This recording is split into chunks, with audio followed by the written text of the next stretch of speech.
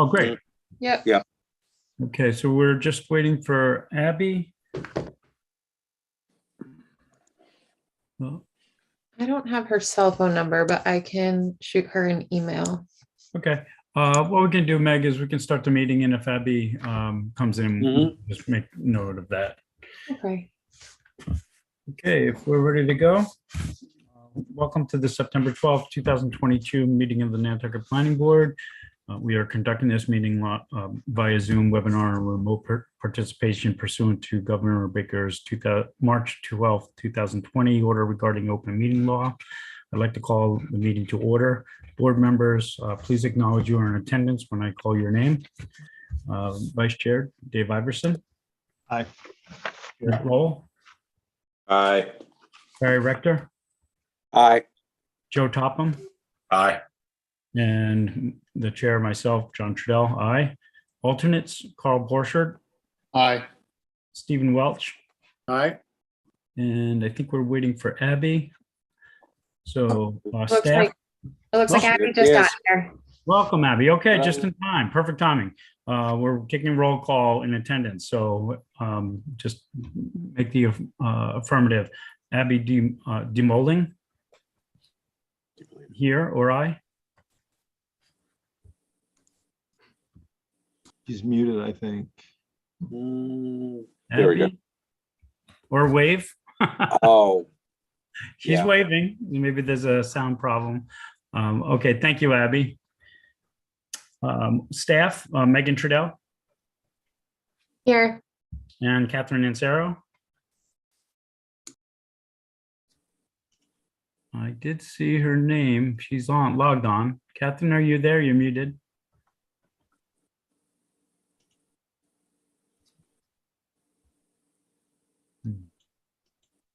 Again, Meg, if Catherine tunes in, she might be just stepping away from her computer, but she's logged in and muted. Okay. I'd like to ask for a motion approval of the agenda. So moved. Motion Second. made by Joe and seconded by, I believe, Barry? Nat. Nat. Okay, seconded by Nat. Roll call. Joe? Aye. Nat? Aye. Barry? Aye. Dave? Aye. And myself, aye. Okay, we had 3 minutes to look at. If anyone has any questions or comments about the minutes, other than if they don't, I'd like to entertain a motion for the approval of June 13th, 2022, July 11th, 2022, and August 8th, 2022. Anybody? Mr. Chairman, I'll make a motion at this point that we approve those 3 sets of minutes as you just listed. There are some minor changes that need to be occur, but nothing earth shattering in nature. Okay. Motion's been made by Barry. Is there a second? I'll second. All right, second by Dave. Roll call. Barry? Aye. Dave? Aye. Nat? Aye. Joe? Aye. And chair votes aye. Barry, will you just work with Catherine to address those if you haven't already? To address Yeah, any- Before she posts the official approved minutes. I've already, that's already in process. No problem. Wonderful. Thank you. Anytime. And we're on to appointments. Cannabis Advisory Committee, currently Dave Iverson. Dave, are you going to continue on that, or does somebody else have an interest? We don't have anyone that wants to volunteer. I'll do it. Okay, well, I'll leave it at that. Any other volunteers for that position? Hearing none, I would entertain a motion to have Dave carry on as our committee member. I would make that motion, and just let me say, as chair of that committee, it's great to have him on board. So it's a good move. Great. Is there a second? Aye. That was a tie between Joe and Nat, so I'm going to give it to Joe this time. Motion's been made by Barry and seconded by Joe to appoint Dave Iverson to the Cannabis Advisory Committee. Roll call. Barry, Aye. Joe, Aye. Dave, Aye. Nat, Aye. and the chair votes aye. Thank you.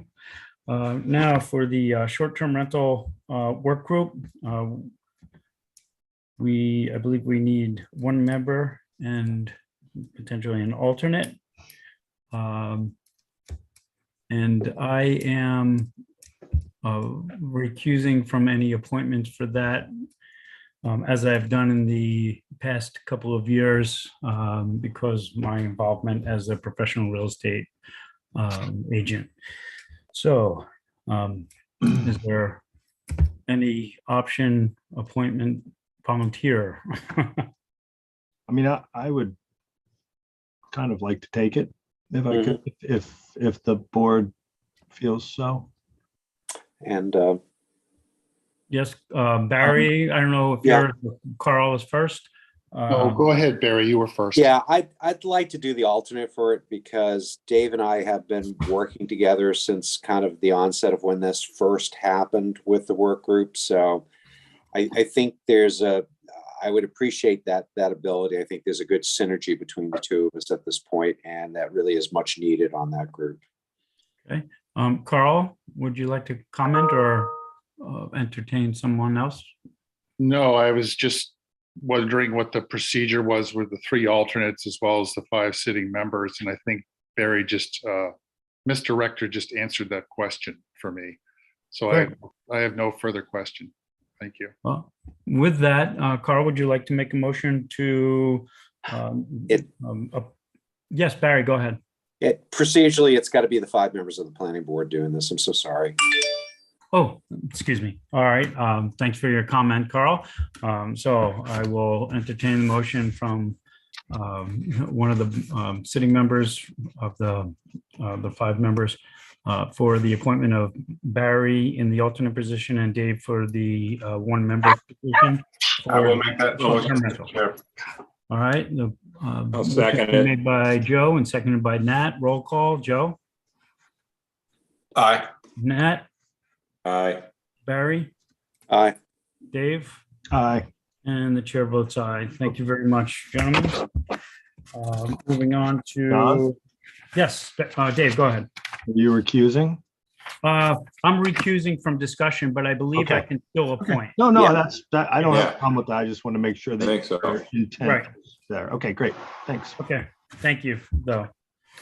Now on to second dwellings. I believe we have a slew. Does anybody see any reason to recuse themselves from any of the second dwellings that are listed?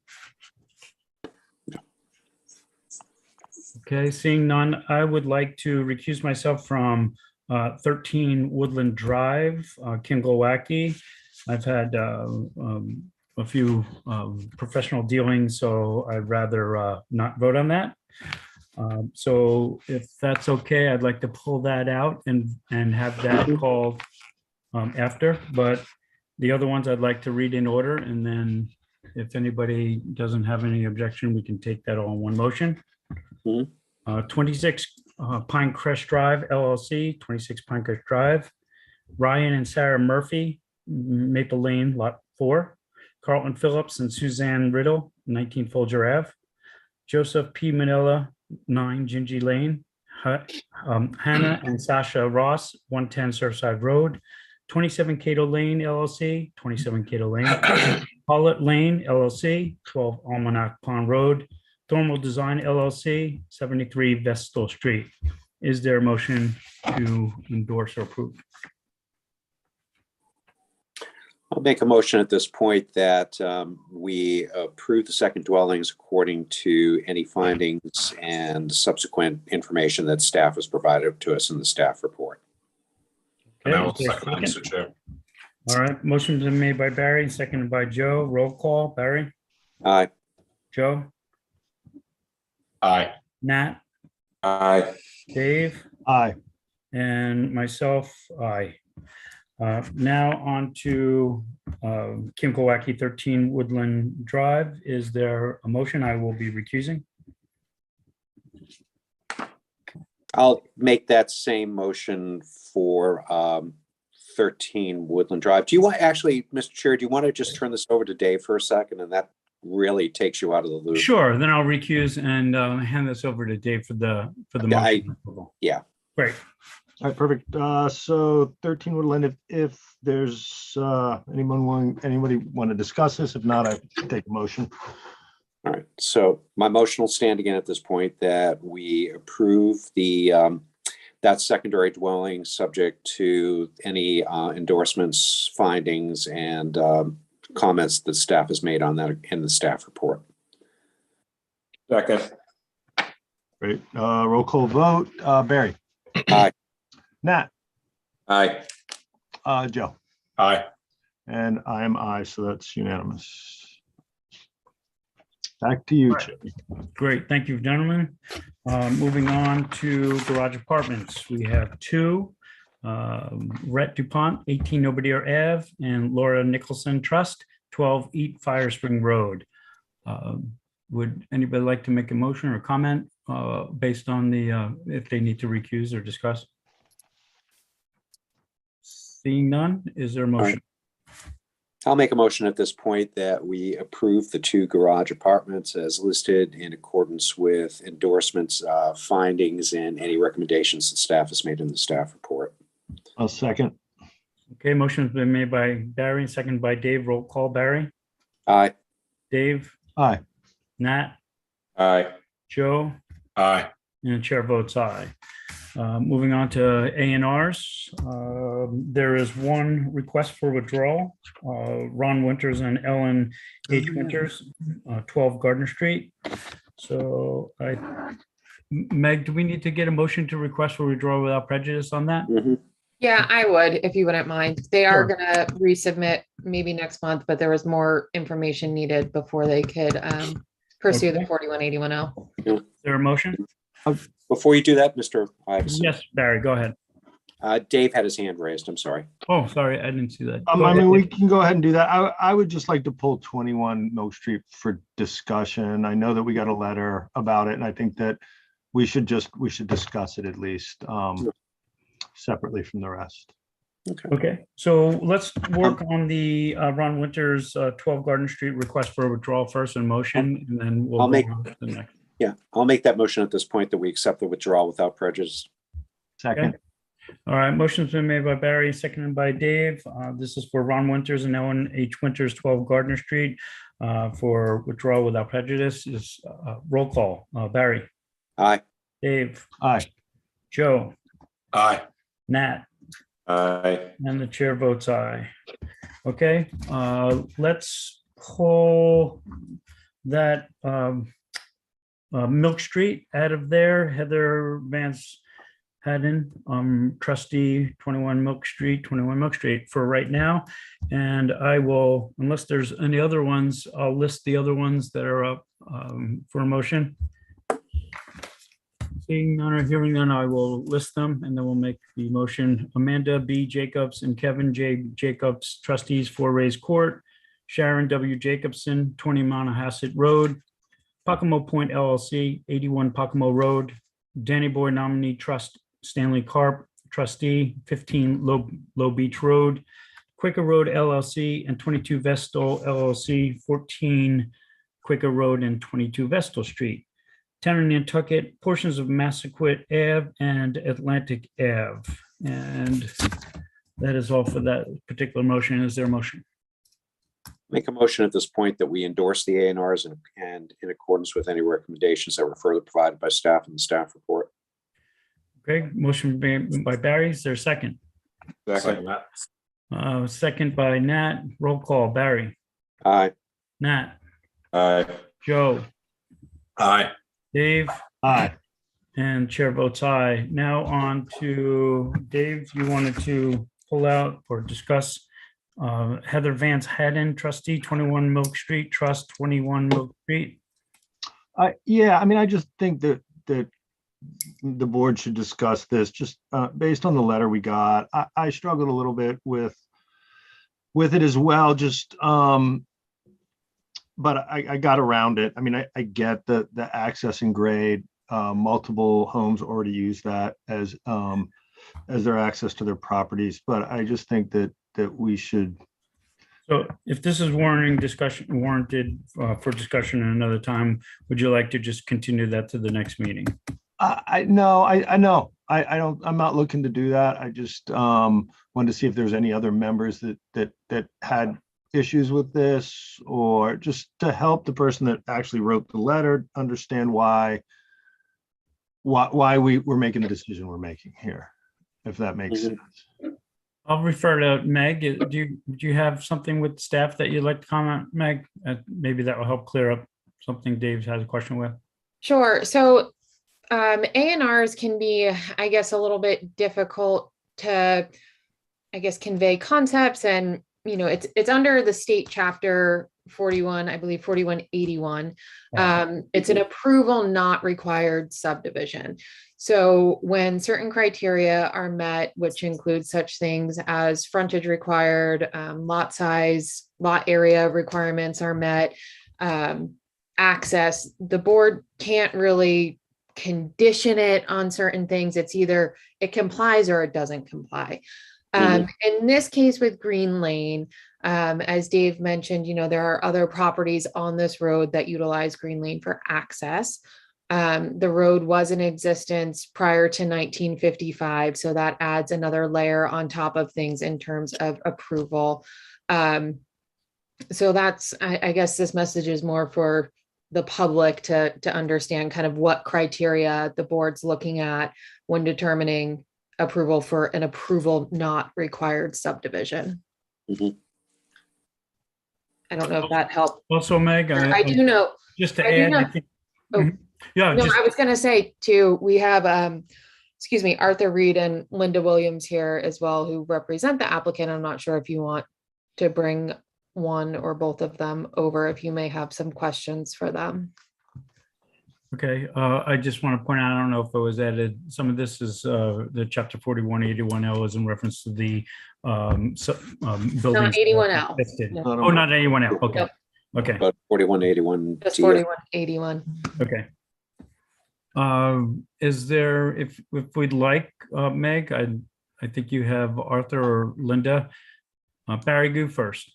I think before you bring them over, let me just try to be quick with this. This still, Meg, through you, Mhm. still got to be looked at an engineer, has to meet engineer designs and standards.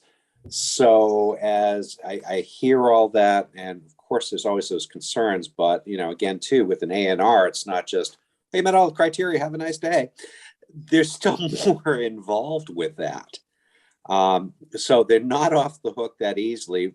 Again, this has to be designed, has to be, properly laid out. All the correct rules have got to be followed. Engineering standards have to be followed. So, people try to do the best they can with it. And so there's a little bit more than just, like I said, oh yeah, A&R automatically blessed. And, certainly make time if there's anything else.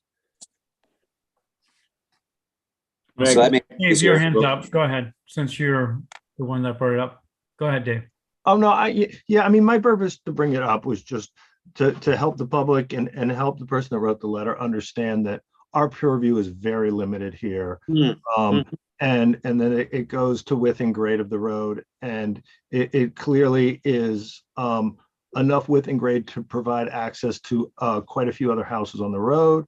And that we unfortunately don't really, that's where our purview is limited.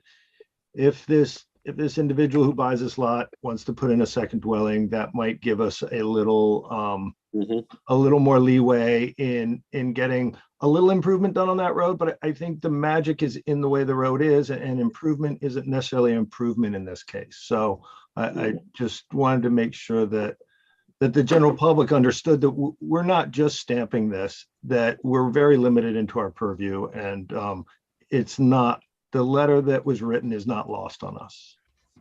Noted. Thank you, Dave. Thank you. Matt, your hands raised. Yeah, just real quick, Mr. Chairman, Meg, I don't know if Leslie's on. In light of, I took a ride up here today too, just to kind of take a swing through. You don't go up Copper Lane and Green Lane unless you have a reason, it's not a kind of cruise around kind of a street.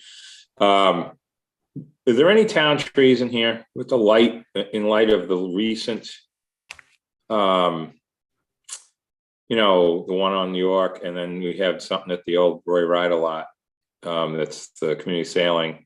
Those 2 trees are town trees. You know, a little more emphasis kind of bubbling up with some of these situations. And I just figured I'd throw that in because there's a couple of pretty big trees there. Just wondering if that has been flagged by, you know, engineers, surveyors, etc., or if it's just happens to be a tree that's just been there. That's all. That would be my concern, and that's about it. I understand everything that's been said, obviously, but just thought I would throw that in. Thanks, Nat. Joe? I did the same. I went by the site and it is extremely tight to get around. I got a smaller truck, but it was not easy. And I really wanted to get a sense of what the letter was about. But yeah, I think a lot of our hands are tied in some ways, but Barry's correct. It is going to have to go through a few more steps to be vetted out. I feel for him, but that's just, in town lot. So thank you. Great. Anybody else?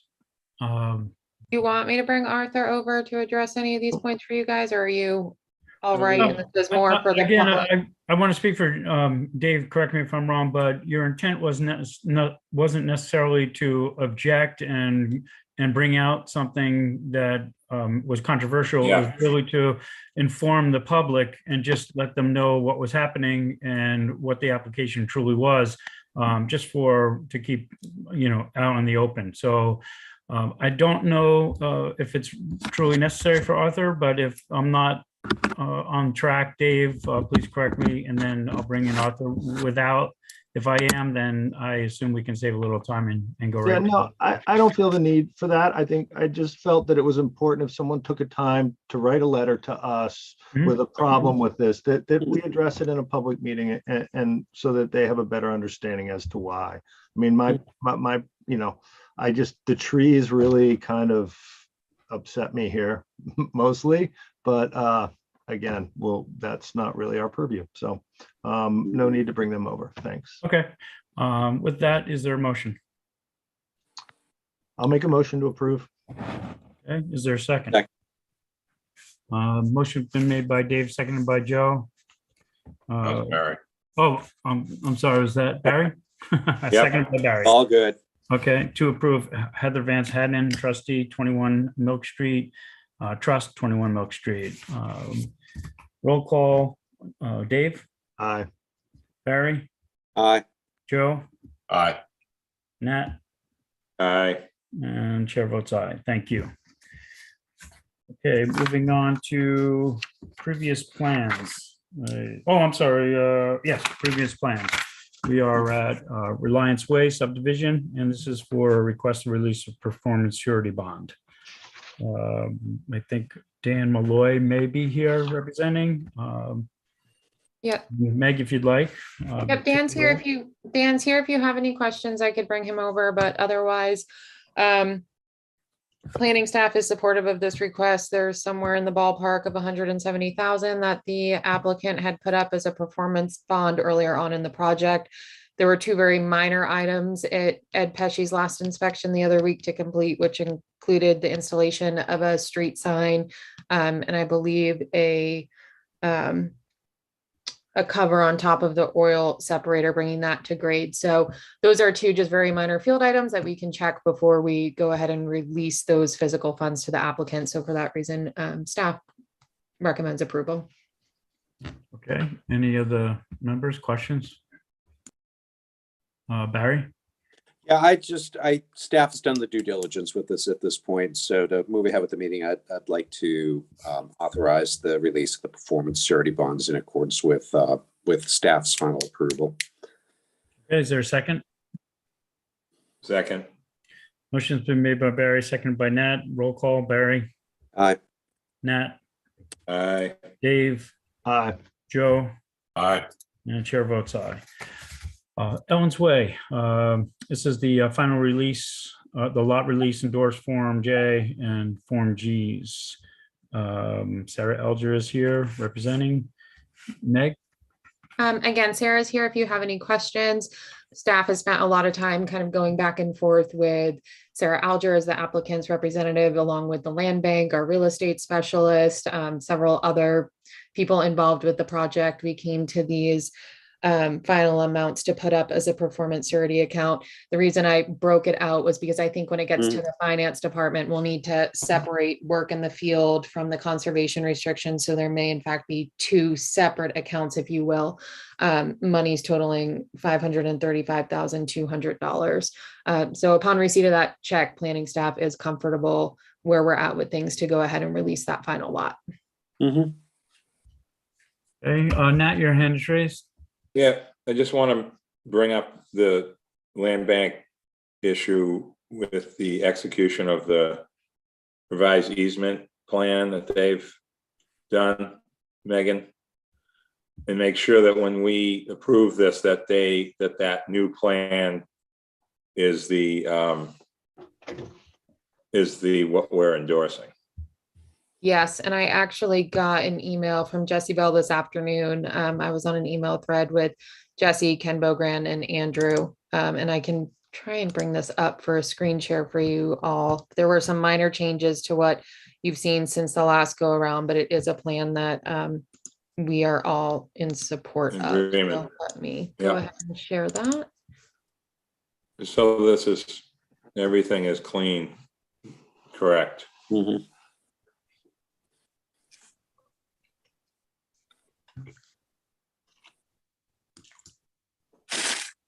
Okay. Okay. Whoops. If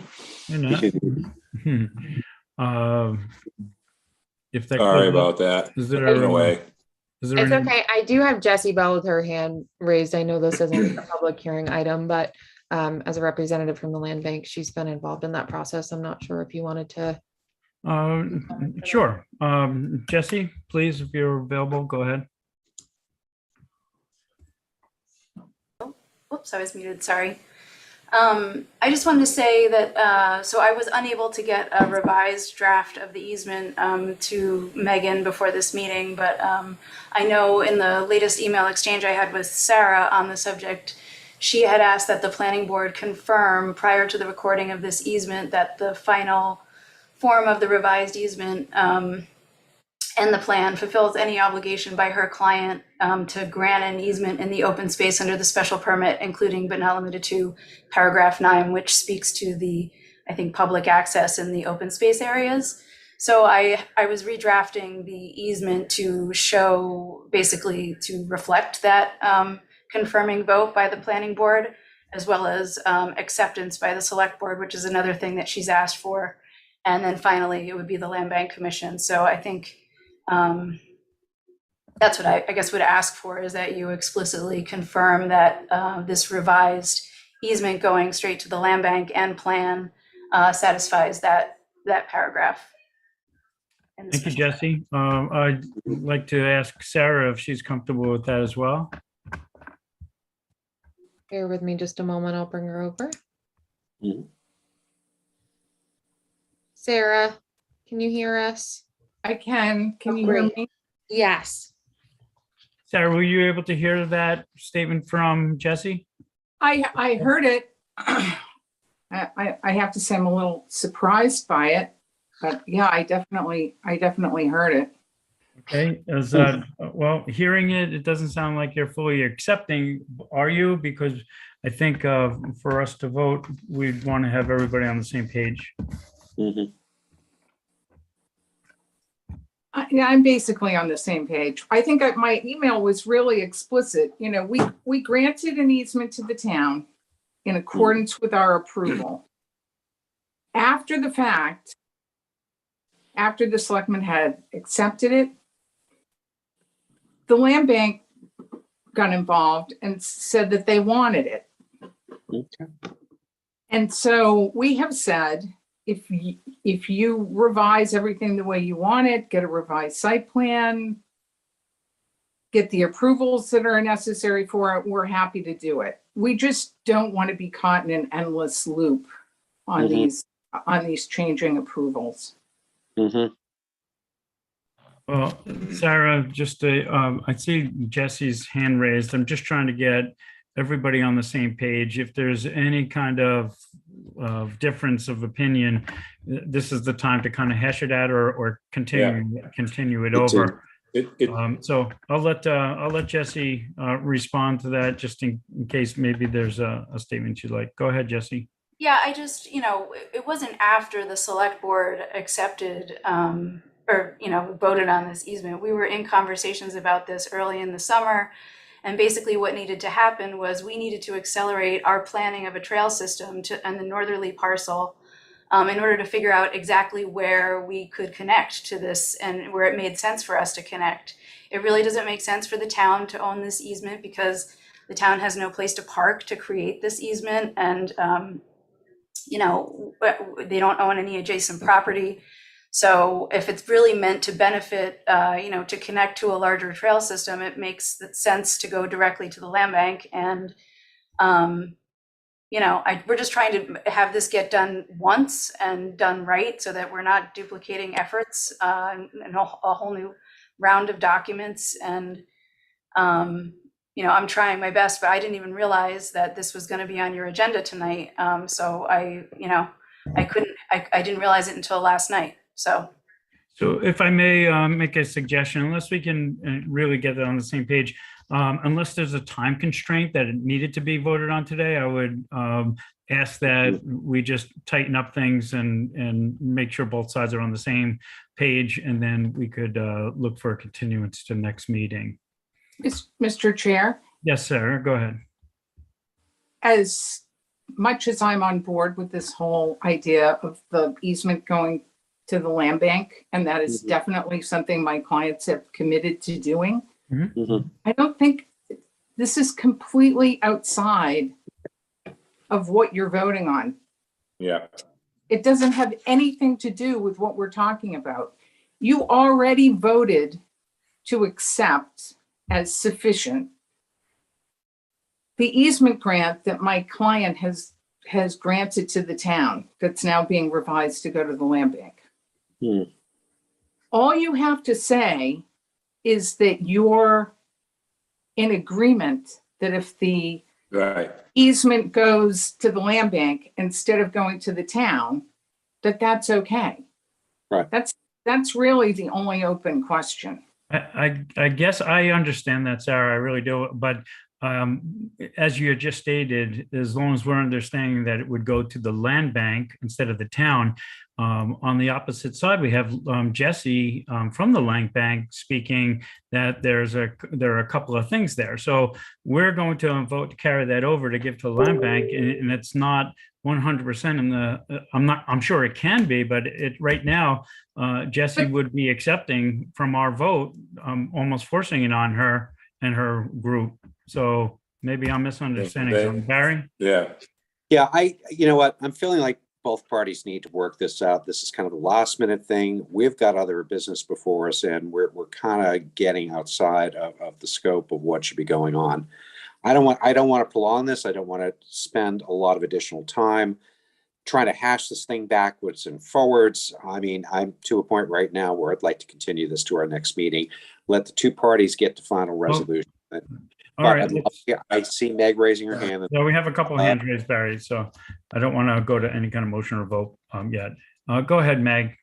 No, I was just going to suggest, I think the easement situation is, like Sarah said, an independent issue, if you will, not necessarily tied to what's before you today. I think, you know, there's already plans in place to keep moving this forward. And I think that, you know, we can keep moving this along, getting everyone on the same page, working with staff to, you know, give you guys a finalized thing perhaps next month, if you will, if you'd like to see those changes. But in the meantime, I think the Form J has to do with the conservation restriction, final site improvements that need to be worked out. So I think that's what specifically is before you this evening. The specifics to the easement is something a little bit different, even though it's tied in. Yeah, I mean, everything's in place, Megan, as far as the reason for the Form J release. Right. You know, everything's except for this, you know, this new plan, which I fully trust staff and the applicant, and the parties. Ken Bogrand's been involved with the conversations, correct? Is that Yes. heard today? So, I mean, I think they're in the right place with this. The town doesn't need to be mowing paths, okay? This is a land bank area. And it just, is getting straightened out now, and the plan was drawn today or yesterday or whenever it was drawn that reflects all this. So I think it's more housekeeping in the side of what they need, but our legal obligation to the person that has put up this money Mhm. has been met, in my opinion, Mhm. from what I've heard today. Dave, your hand's up, raised. Yeah, for me, listen, we're here for the Form J, and many times we have approved a Form J release, and trusting staff to follow through and make sure that everything Yeah. happens. And I don't think this is any different. And I feel like we're just getting in the weeds here, and we should vote on this and move on. If I would suggest if you make a motion to include staff recommendation and we'll Just- bring it down. Barry's got his hands up. Yeah, Go ahead, just, Barry. okay, thank you. It doesn't mean I have to do point of order here. So Megan, no problem with the Form Gs either, right? No, the Is that- Form Gs are just the document to provide to the finance department, allowing us to hold on to the money. Perfect. So Dave, I don't know if you want to do it, but I'm Well, yeah. Larry, you have the So floor, I'll- so go ahead. yeah, so I'll make a motion at this point that we endorse the Form J and the Form Gs as required, and let staff do their work above and beyond that. Second, Okay, motion has been made by Barry, seconded by Dave. Roll call, Barry, Aye. Dave, aye. Nat, Aye. Joe, Aye. and I'll vote aye with the condition of voting, working with staff. Excellent. All right, moving on. Thank you very much. Public hearings. We have a couple of continuance. Catherine Dean Schulman, trustee 48 West Mycomet Road. And that is going to be continued to the October 13th meeting. And also ACK Mid-Island LLC and ACK Offices LLC, 18, 18A, 20, 22, 24, and 26 Sparks Ave. That's going to be continued to October 13th, 2022 meeting as well. I see both action deadlines are fine for December. So is there a motion for continuance on those? Motion to continue. Is there a second? Second.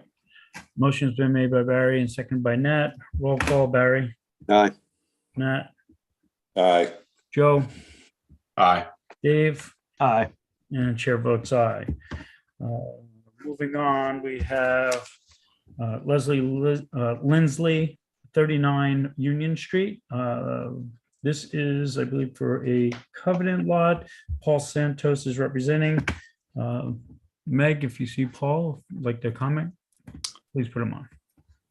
Paul is here. I'm here. Hey, Paul, how are you? Very good. I'd like to Thank you. give a brief description. Okay, I'll be very brief. Great. Paul Santos with Nantucket Surveyors representing the property owner and applicant Leslie Lindsley for a piece of property located at the intersection of Union Street and Flora Street in the residential Old Historic District. This property was originally owned by Leslie and her late husband, John Aaron. Leslie now controls the property individually. The application before you is a request for a special permit to create a secondary residential lot for year-round residents. The covenant lot will be proposed as Lot 2B on the plan in your packet, has approximately 2,098 square feet. The market rate lot 2A, which is on the plan, has approximately 3,210 square feet of lot area. Lot 2A will be accessed from Union Street, and Lot 2B will be accessed from Flora Street. We are asking for three forms of relief under the covenant lot program. First being that we utilize the two existing driveway accesses for the properties. There is an existing access on Union, and there is an existing access on Flora Street. So we would not be proposing any new access. We'd just be utilizing the existing two spaces to provide access to each of the lots individually. We're also asking for the waiver for the interior setbacks or the interior property line only. And the other waiver would be for the ground cover to be for the entire lot. The ground cover would not exceed 40% for the entire lot, not necessarily the 40% for each individual lot. That's the extent of the application. Again, secondary residential lot within the ROH, meets all the criteria with regard to lot area, and we're asking for the waivers as I've outlined.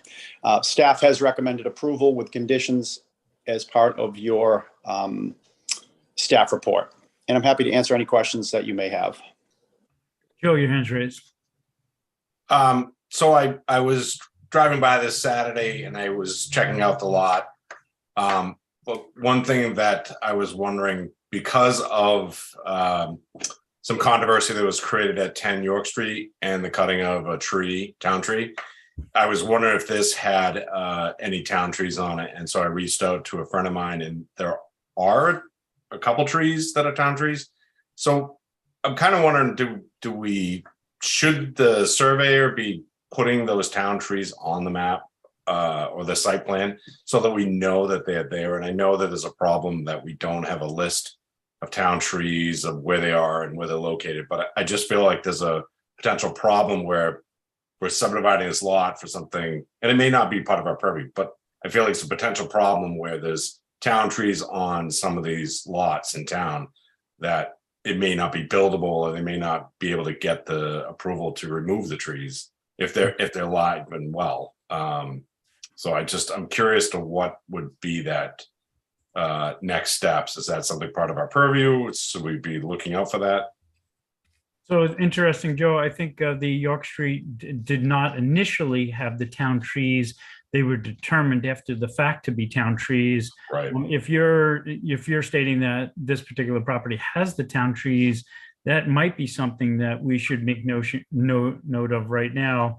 And if I'm not sure if there's counsel here to advise us if we can add that to any of our conditions and findings that we can, that if they are town trees, not to be removed.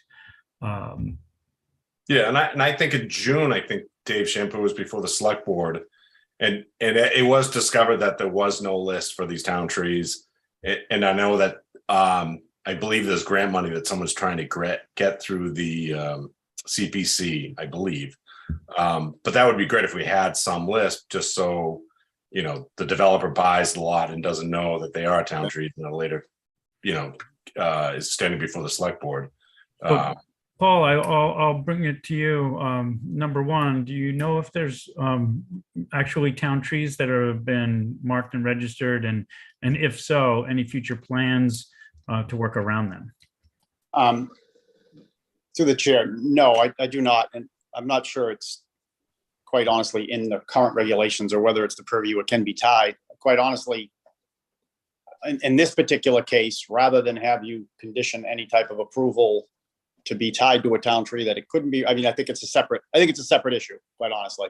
But in this particular case, I'd be happy to continue this and actually do the actual research and maybe do this beforehand and then come in with a notation on the plan on whether they are town trees or not. I think your approval is for the secondary residential lot.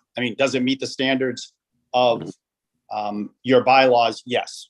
I think that's, again, if it's going to, we have a target user for this particular property.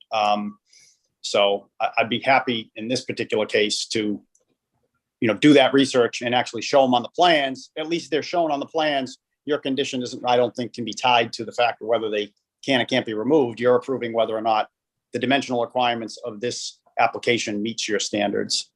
Mm-hmm. So, yeah, I agree. It meets all of our criteria, but we do have the ability to add, adjust, and subtract conditions, of which this particular application has 6 conditions.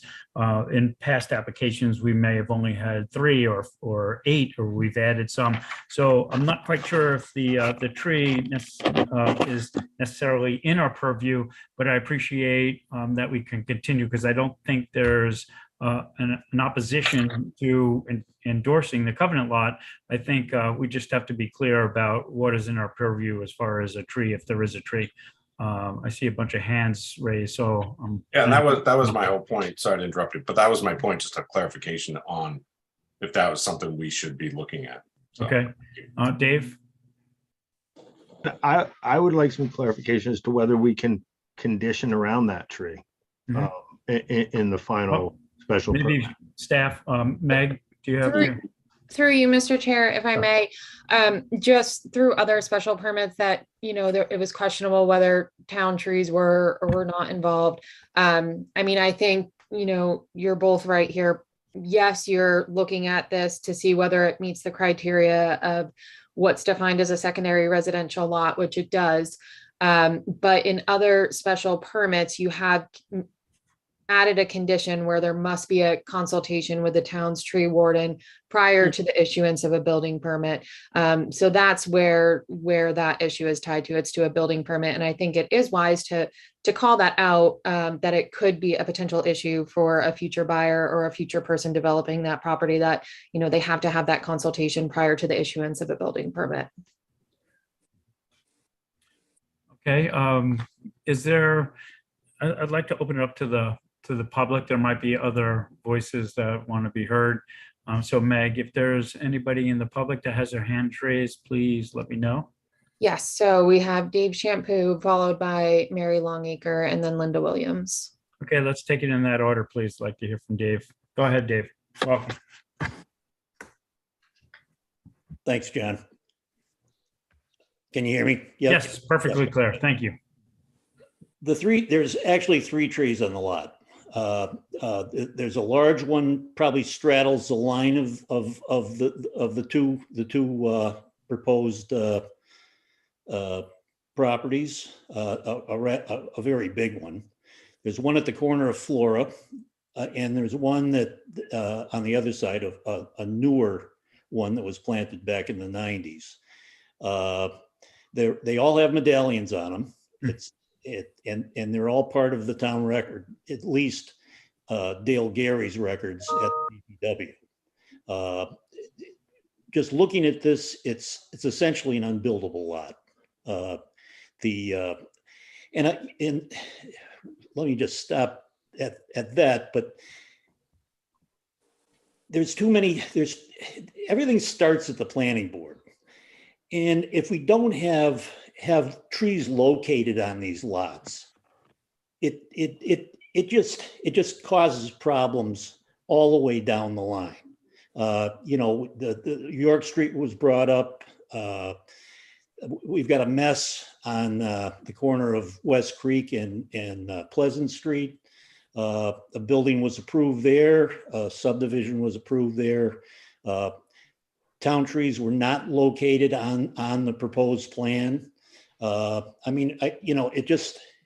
It's just something that I think that the town and the planning board has got to have the will to get a hold of this issue, because there's too many trees. We're infilling so much in town that we're just putting some really, really nice trees, particularly elms, at risk. And I think the trees, Green Street was brought up earlier in the discussion, and I'm pretty sure those are all town trees on that lot. So anyway, that's we as tree warden, I really oppose granting of this subdivision. Thank you. Thank you, Dave. To go to Mary Longacre. Not a subdivision. Thank you. I want to echo comments about the trees. I went down and looked at this lot, and I don't see how anything could be built on it, especially given the large trees that are there. They are clearly marked with medallions. The concern that I have, though, I certainly agree with Dave that the earlier in the process that we can let a prospective buyer or builder know that town trees need to be accommodated in their plans, the better. But when I'm looking at the plan that was submitted, I'm curious that the main or market rate lot is an island with no owned access to the street. And it has the parking space off Union Street, which is allowed by an easement, but not by ownership. If that parking space and access easement were subtracted from the proposed covenant lot, would that covenant lot still meet the criteria that the planning board has? It seems very strange to create a lot that has no street access. And I think that what this application does is it says that I think it sort of admits that the lot is not buildable unless certain restrictions are removed, the setback restriction, the ground cover restriction. I mean, when I looked at this lot firsthand, I couldn't imagine how anything could be built there. There's a further concern that may enter the conversation more in the future, and that is that this is an area that has, can easily be affected by flooding. Removing the absorptive capacity of the lawn, putting in another structure, potentially with a basement, you're going to cause more water to come down Flora Street. And instead of being absorbed through the lawn, it will continue onto Union Street and towards the water, as water is potentially coming up from the shorefront. There are a lot of issues here where it's not a good idea to build on this lot. And I appreciate that the owners are thinking of the covenant possibility. And I believe I heard Mr. Santos say that there's somebody who's interested in the lot, and my heart breaks that this might not work for them. But I think the reality is that it doesn't work. So if you can take my point about the lot itself not being potentially suitable when you're looking at the fact that it's really part of the space is going to be used by the market rate lot, not by the covenant lot. Perhaps that helps you to make a decision. But at the bottom line, I would encourage you to remember that those trees they're town properties, they're for the benefit of the public. If you look at the overhead shot that's on the first page of the submission, you can see the shade that those trees are casting across Union Street, and there are no trees across the street. So that would really leave a hole where those were, if those trees were either to be removed or if they died because they were negatively impacted by the construction, which they almost certainly would be. Thank you very much. Thank you, Mary. I'm going to, Barry, could you just wait while we hear from Linda, please? Linda Williams? My family's at Butters, oddly. We're across the street at 36 Union.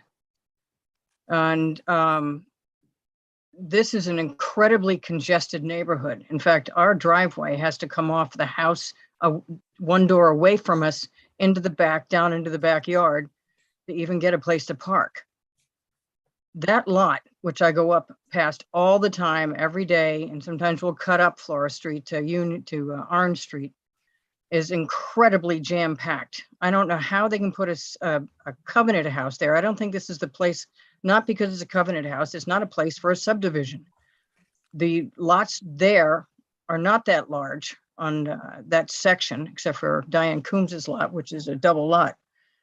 And frankly, it's insanity. Those trees are old growth. I agree with everything the tree warden said. Every time I deal with anything in town, I get a hold of Dale Gary to come tell me if I got a tree or I don't have a tree. And he shows up immediately every time you call him.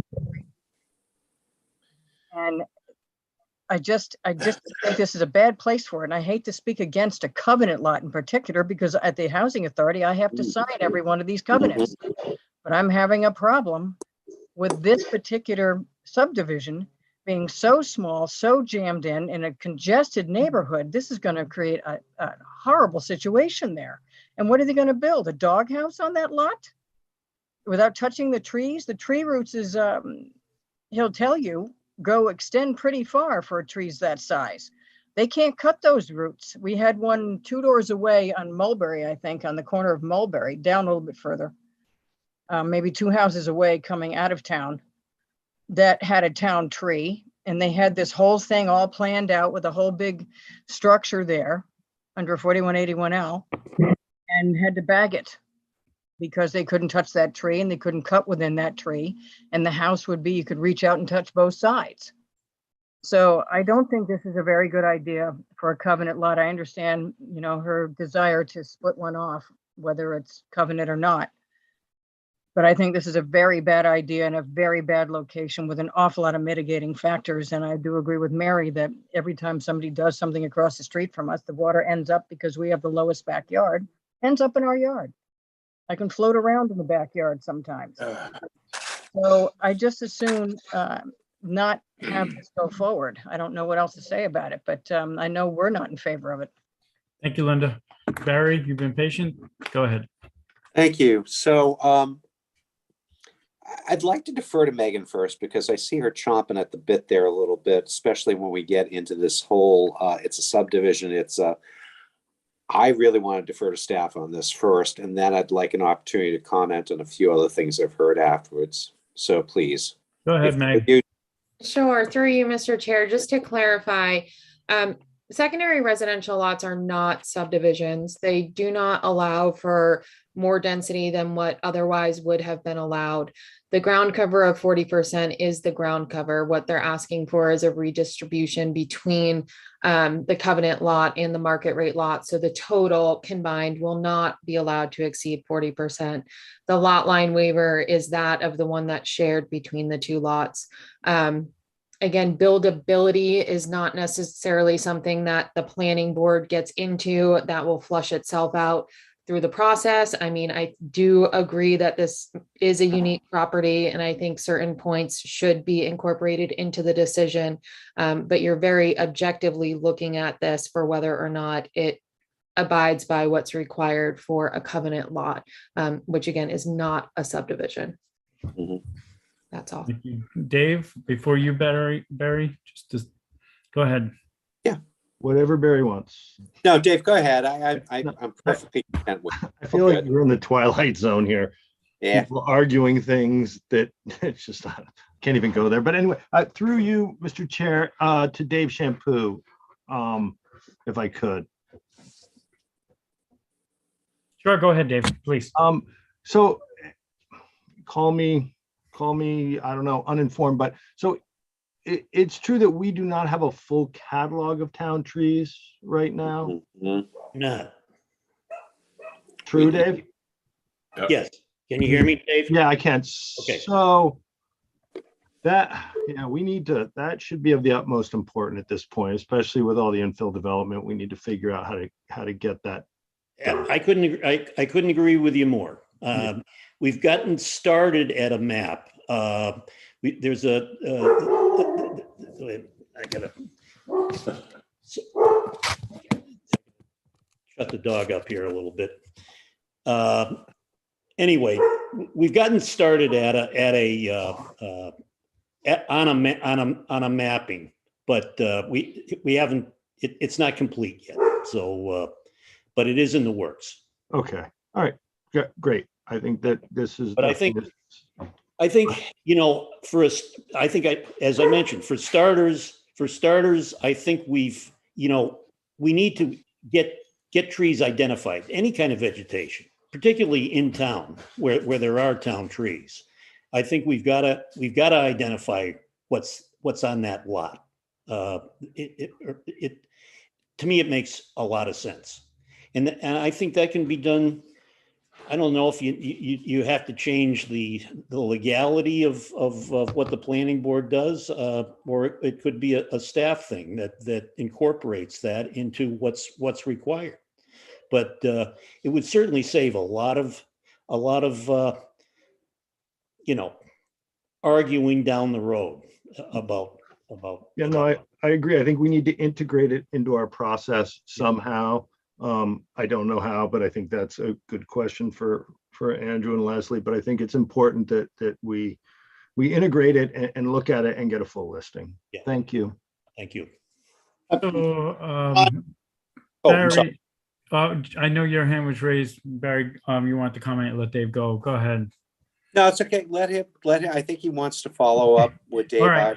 And I'm about to chime in on this Yeah, as well. and I think we're spending a little bit more time than we necessarily should. However, I will say It's this is an important. important component that might affect future things. And if we can incorporate trees, which are important, into future dealings where we might have the purview to use that in our decisions, there's always a starting point. So this might be one of them. But go ahead, Paul. Sure. I just actually, to that point, John, I think, the points raised are obviously all valid, and I'm happy on this application to continue this. I think there's a broader discussion to be had, but continue this for this specific lot. With regard to the trees, locate the trees, reach out to the parties that would have jurisdiction, and then come back with a little bit more detailed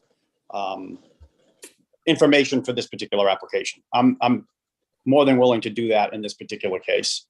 It is a small structure we're looking at, to Linda's point. There's only, a little over 460 square feet of ground cover available. But I think for the purposes of this application, happy to continue and come in with some more detailed information, and actually have some follow-up with tree warden and so forth with regard to this particular property. Okay, Meg, I'll refer to you if there's anybody else from the general public that hasn't been heard from yet while we're open. Mary Longacre has her hand raised if you're gonna take a second round. Actually, I'd prefer not to. If we're eventually going to a continuance on this, we'll have enough time to speak at next month's meeting. So with that, is there a motion? There's your hand raised for a motion? No, my hand's not raised for a motion. I just, before we get to our next meeting, I think there's a few things I'd like to have considered here. I understand that that area is sensitive in terms of flooding and stuff, but this is going to be certified by two engineers. Paul Santos is one, and the town engineer, Ed Pesce, is the other. So, and if it doesn't work out in the end still, this is something that we can come back and look at again. So, but I'm a little concerned that people are playing junior engineer here. And realistically, I've got two very certified engineers, both of which I have a high degree of confidence in, of making sure that they're going to do the best job they possibly can.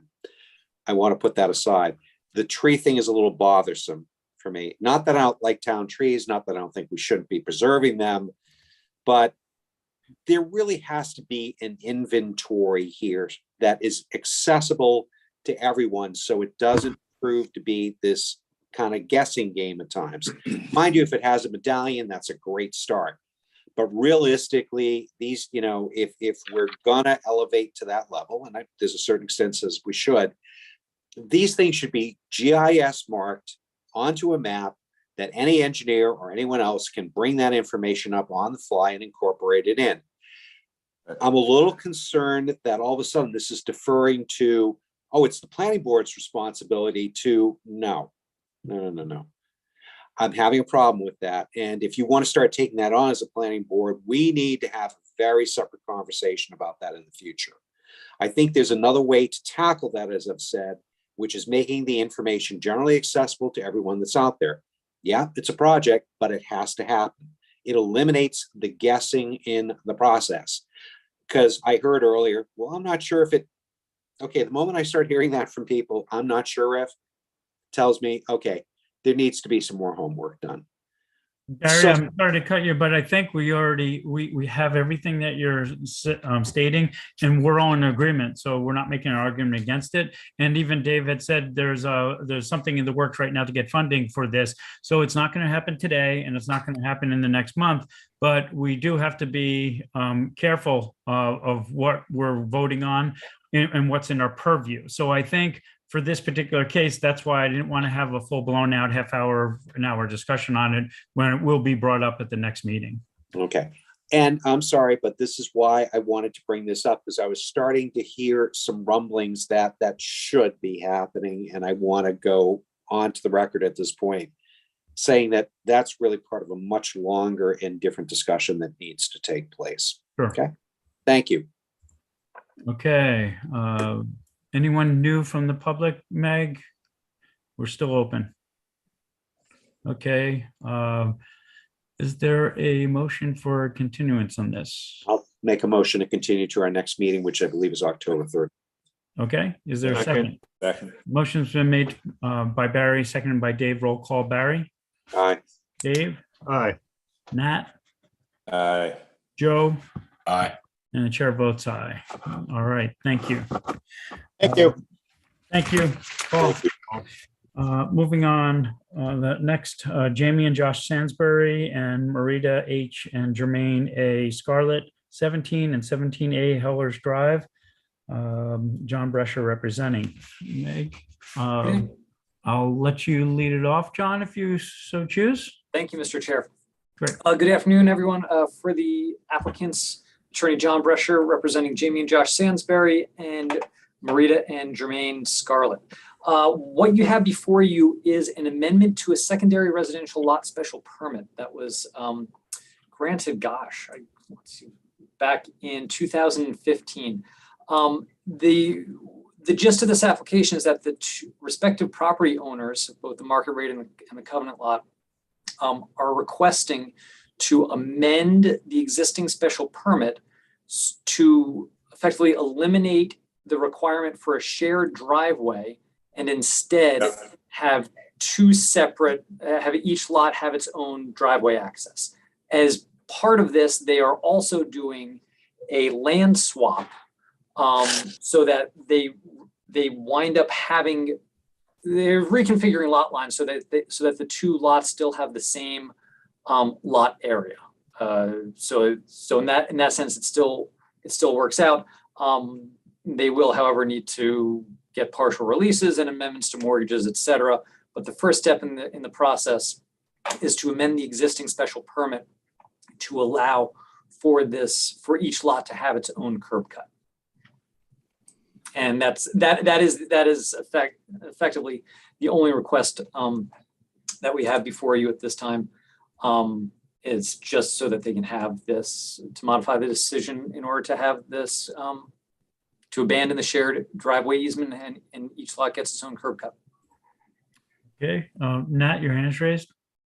Yes, thank you, Mr. Chairman. John, thank you for this presentation. This, if this was done in the last couple of years, this would already be as it's shown right now. This needs to happen. I'm very familiar with this property, and it's almost as if the primary dwelling is the covenant, the way it was set up, and they left the original driveway from whenever the covenant house is in the wrong location, but it was pre-existing. And this is a perfect solution for these two parties. So just wanted you all to know. Thank you. Carl? Through you, Mr. Chair, to Mr. Brescher. Sure. Just had a curiosity. One lot A is showing 3 spots and lot B is showing 2 spots. Does lot B need 3 spots, or they're just going with 2 spots on that one? I believe they're just going, through you, Mr. Chair, I believe they're just going with 2 spots. You may ask why exactly they're doing this, but this is the plan that both parties have come up with, and I think it fits their need is sort of the short answer. Thank you. Yeah. Nat, were you going to say something? Yeah, no, I just, because they still are they're sharing still, you have to remember, these aren't subdivisions. This is an existing pre-built long ago, before we ever thought of all this. And they're just trying to sort of unpack what the results have been in the last 7 years. And, they'll probably likely still be using one small car space where they are now, but they need to be able to have the bulk of whatever vehicles they have, in this new spot. It's very tight there, and sometimes people are parking in front of other people and not know that, and they, somebody needs to leave and they can't get out. It's just the way it is. This is a great solution. Okay. I don't know how else to word it. So, but anyway, It served the purpose of, it's all locals. It's exactly what the program is for. This one just isn't a new build. It's an old build. You know, so they had a shared well there. There's all sorts of strange things, but it's a very good situation that just needs a little cleaning up. So I think Mr. Rescher also said that it's just part one of a couple of parts that need to take place. So this is just getting the ball rolling. And I think it's tough enough when he described a couple of things to have two owners not only agree, but then also to swap out land with each. So that complicates it. And it does make sense if there's a potential to have separate driveways for your homes instead of sharing, stacking, asking somebody to move. If we're doing a little cleanup, it's just part one. So I don't. Be more of these down the road. Mr. Chair, if I may just say one. Go ahead, John. What I do want to point out is that neither of the current owners were the applicants when this special permit was originally filed or approved, and so they're effectively inheriting this. And now you can say, oh, well, this is how we'd really like it to work instead. Just a point for reference. Thank you. So with that, I'm going to open it up to the general public. Meg, if there's anybody with a hand raised, please identify.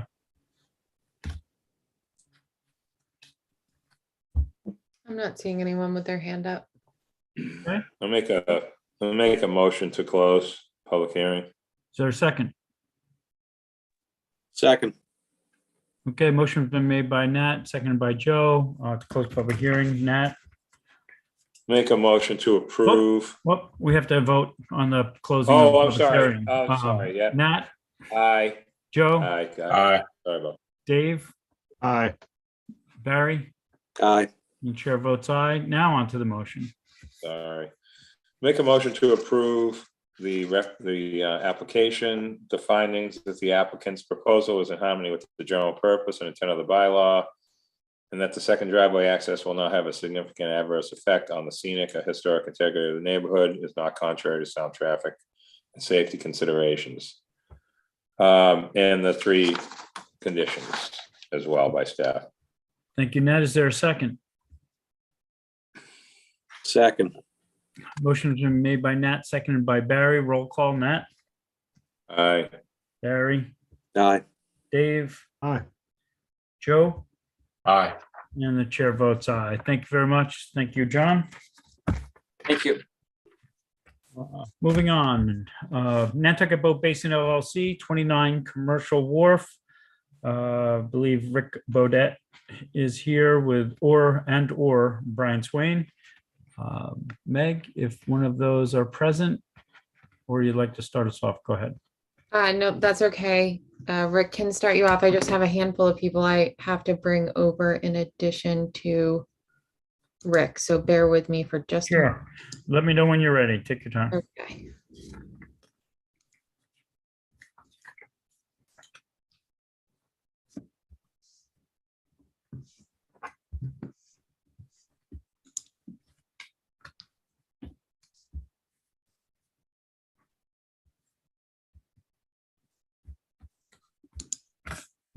Who am I missing, Rick? I just tried to bring over Stephen Glowacki and who else? Steve, Dennis Padnode, Dennis. and Paul Beaulieu. Okay. Paul is already in. Thank you. Okay. And Dennis is coming on. Stephen there? I am, yes. Thanks. Dennis. Okay, it looks like you have your full team here. Rick, when Thanks you're so ready, much. go ahead. Thank you, Mr. Chair. Good afternoon, Rick Bodett for the applicant Nantucket Boat Basin LLC. As I just mentioned, with me today is Dennis Patnone from NIR. Paul Beaulieu is the architect on the project, and Steve Glowacki is the engineer. We're proposing a few things tonight that we need planning board approval for related to the replacement of the bulkhead on Commercial Wharf this winter. This is really, generally speaking, amounts to moving around some uses and what should hopefully be a simple house move, though the site is pretty challenging, as you can imagine, both from a location standpoint and sort of the layered zoning that's involved in this area and on this lot. Most of you, I think, will probably are aware and will remember that we replaced the entire bulkhead on Old South Wharf last winter. This winter, we are replacing the entire bulkhead on Commercial Wharf, which is the farthest wharf south in town, not including the town dock. As part of that effort, to start, we are rebuilding the laundry facility that services the boat basin. And so, and one of our proposals here before you tonight is to temporarily place some laundry machines in what we call the Meridian Cottage. That Meridian Cottage is the very first cottage as you look down Old South Wharf. It's been there a while. We use it as a one-unit lodging house. It is in rough shape a little bit, particularly on the outside. It's slumping in the foundation. And we've been looking at trying to replace that for a long time. In connection with that, and once we are able to rebuild the laundry facility this winter, we'll move the laundry back into the original laundry facility at the end of the wharf for next summer. And in addition, what we want to do is demolish Meridian Cottage, put a new pier foundation under it, and again, in connection with the bulkhead replacement. And our proposal before you is to move Mickey Rowland's cottage. I think most of you know who Mickey is. He sold his cottage next door to this to the land bank. I think the land bank has had a bit of difficulty finding someone to take that. They want to have just open space there as they do their petrol landing site. So our hope is to move that structure over and replace Meridian Cottage with it. And so it could be a great thing for the land bank, could be a great thing for us because we have to do it anyway. And so the reason we need to come here is because just to move the laundry in the RC district, this property is in RC with, and I'll get to this in a minute, harbor overlay on top of it. This is the Meridian Cottage is a pre-existing non-conforming structure. It is non-conforming as to a side setback. It's right up to the bulkhead. It's right up to the water. So we want to, when we remove that, we want to put I'll call the Rowland Cottage exactly where Meridian was. There's really no other place to put it. The Rowland Cottage is actually slightly smaller in footprint. It's about 50 square feet smaller in footprint, but it's taller. And the issue we have, the reason we need a special permit to do that is because we are going up within the zoning setback. We have a 0 setback now. We're gonna have a 0 setback in the future, hopefully, if this goes forward. And we're going up about 8 feet in the setback. It's a little, as people who know the cottage will know, Rowland Cottage will know it's, it's a little bit taller than what's there now. We have looked at parking on site. We don't provide any parking for this use now. The lodging house use requires 3 parking spaces for a 1-unit use. What I should say that we also, as part of this process, if we get the Rowland Cottage on the site, we want it to be a 2-unit lodging house. A 2-unit lodging house also requires 3 parking spaces under your bylaw.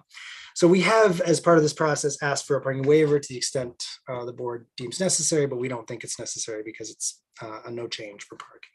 Right. So as I mentioned, this is part of the Harbor Overlay District that I think some of you have seen some applications on. They aren't terribly common. But in general, what the Harbor Overlay District sought to establish is to make sure there are water dependent uses on the waterfront. So it prohibits water dependent uses. non-water dependent uses for new uses and new structures generally. So I think it complies with the Harbor Overlay District because this isn't a new structure. Mickey's Cottage is in the Harbor Overlay District already. It's not a new use in the HOD because it's the same. We're going to use it for the same thing. And laundry as well is an allowed use. Actually, that's an allowed water dependent use. So the temporary laundry there is allowed in the Harbor Overlay District. So I think that's generally speaking what we're trying to accomplish here. We need a couple special permits. If you deem necessary, we need a parking waiver. Again, we don't think we need it. We're not changing anything in terms of parking, not proposing to. So in summary, we're looking for a temporary place for our housing, or sorry, our laundry, to house our laundry just for the winter. And we're seeking a special permit to go up in the setback. We're already in the setback. And again, no change to parking. So if you guys have any questions, we're happy to answer them. Rick, I'd like just a couple of things. When you say temporary and you're looking for the winter, would there be a like a sunset clause or something to say that it wouldn't be, things start off temporary, next thing you know, it's 5 years later and it's still temporary? Yeah. So that's the first question. The next question would be, you're looking for temporary laundry facility to replace the one that's on Meridian Cottage and then vice versa, move it back or et cetera. Are we talking any increase in the laundry facility, units, machines? Because obviously, even though it's the same ground cover, you have a second floor. So potentially there could be more units or machines placed in there. And I'm just concerned about that. Yeah, so those are two really good questions. And let me clarify. First of all, yeah, I think it would make sense for you guys to include in any decision, if you approve this, to have a sunset clause for it. We don't want to keep our laundry in the Meridian Cottage at all. We have a nice place for it now. It's on the end of the wharf where everybody with boats can access it. I mean, it's for those people. And right now there are, I think, if I have this correctly, there are 10 washing machines, 6 dryers in the existing facility. That is going to be rebuilt, and that will, as far as I know, John, have no more laundry facilities than it has now. Okay. For the temporary portion in the Meridian Cottage, again, we just want to make sure that's there just in case. Again, it's the winter. There are less boats there. We envision having maybe a couple pairs of washer and dryers or stackable units, something really small, just in case someone's there on a boat that needs to use it. That's all. So it's actually the temporary portion is smaller. What will eventually be the final resting place for these machines, as far as I know, and I'm happy to have a condition in the decision that says it'll be no bigger, unless Dennis says otherwise, but I don't think we're proposing any more facilities. Great, thank you. Yeah. I'll open up to any other board members. Any questions, comments before we open up to the general public?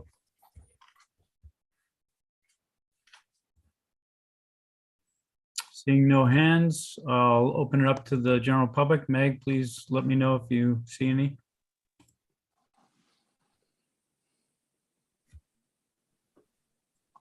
No one has their hand raised. Okay, seeing none, what's the pleasure of the board? Motion to close the public hearing, sir. Yeah, second. Motion made to close the public hearing by Barry, seconded by Nat. Roll call, Barry? Aye. Nat? Aye. Joe? Aye. Dave? Aye. And chair votes aye. All right, what is the pleasure?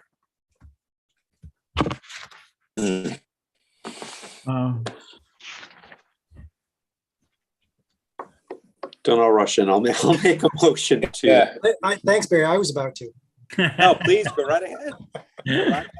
I'm gonna, now that you've said. Before you make your motion, Barry, I mentioned, and Rick did not seem to have a problem with it, with the sunset clause that you think might be fair, and also with the condition that in the future, it would be under the machines that are already existing, no more, and then obviously in the future, no more machines or, that would have to come before us if they were ever going to increase the amount. Fine with us. How long, just for my notes, how long of a period for the sunset clause would be practical? That's what we're discussing. And does anybody have a suggestion? Mr. Bodett? Yeah. Yes, I was just going to say, Rick, do you have something in mind that might suit your timetable? Yeah, I'm sure May would be plenty of time. And, if the board needed to shorten that, I'm sure it'd be fine. But I just know it's all, most of this work's gonna be done in the winter. By then, we're going to have people that want to use these cottages. So I was actually going to say the middle of June as a deadline, only because a lot of things happen, delays happen, machines, deliveries, etc. And in the downtown historic, we've always had potential special permits that have stopped and excluded construction from June 15th on. So I think if you're okay with it, June 15th might be a good sunset date. Of course, even better. I don't think we'll need it, but yeah, hopefully not. Great. Barry, is there a motion? Sure, I'll make a motion at this point that we grant the application submitted with the things that we've just discussed, as well as additional findings and recommendations staff has made in their report. Okay, if that's okay. Is there a second? I'll second. Motion's been made by Barry, seconded by Dave. Roll call, Barry. Aye. Dave. Aye. Joe. Aye. Nat. Aye. And chair votes aye. Thank you very much, Rick and gentlemen, for attending. Thanks so much, everyone, for your help. Good luck. Happy this building is finding a home and not going to the dump. Yeah. Right. Thank you, That's a everybody. bonus. Thank you. Appreciate that. Thank you. All right, on to the next. Skibo nominee trust, Lester E. Lipscotts, trustee, 9 Maticat Road, representing Dan Malloy. Afternoon, Dan Malloy for the applicants. Hey, Dan, welcome. Go ahead. So 9 Maticat Road, we're proposing a 2-lot definitive subdivision tonight. Existing property, about 23,000, almost 500 square feet. The property is zoned R1, which is 5,000 square foot zoning. So we're looking to bring in basically an undersized subdivision right-of-way and roadway to create frontage for 2 building lots. 2 building lots will be, one will be about 10,300, one about 9,800. So both way in excess of the required 5,000. The road coming in, we're looking at a 12-foot, typical standard 12-foot gravel driveway off Maticat Road. Would have to have an apron, paved apron or some type of block apron at the at Maticat Road. We're looking at, I think the letter we sent in at 2-foot grass shoulders would actually probably look to do 1-foot grass shoulders. So we have room for some landscaping on the sides for the abutters. Overall, I mean, the waivers we're looking for have to do with right-of-way width from 40 feet to 20 feet, a reduced cul-de-sac. We're not looking for a large turnaround at the end, really just a simple T-shaped turnaround of some variety at the end. For stormwater, something this small, typically what we do, where it's just really a driveway that's called a road, we'll normally put in drainage on the lots themselves. So all the lots be required to have storm drains or roof drains associated with them. In terms of what's out there right now, there is an existing house that currently is proposed to stay on one of the lots. I don't know long-term if that's really going to happen in terms of how long they'll stay there, but that is the case as we speak right now. There's also, if anybody's been out there, there's a paved driveway that comes in. Move this over so I can see it. So there's a paved driveway that comes in the property right now off Maticat Road. That'll be taken out because we have to put utilities. There'll be a new water line and sewer line coming down the driveway. So we take out the paved road, put a pervious apron in, and bring gravel or shell road, replacing the gravel driveway. It's really that simple. It's an oversized existing lot. We're turning it into a 2-lot subdivision. I'm happy to go into lots of details on things, but I don't think there's a lot to talk about. Thank you, board members. Oh. Dave, Just a couple of things. Yeah, through you to to Dan, I'm sorry, Dan.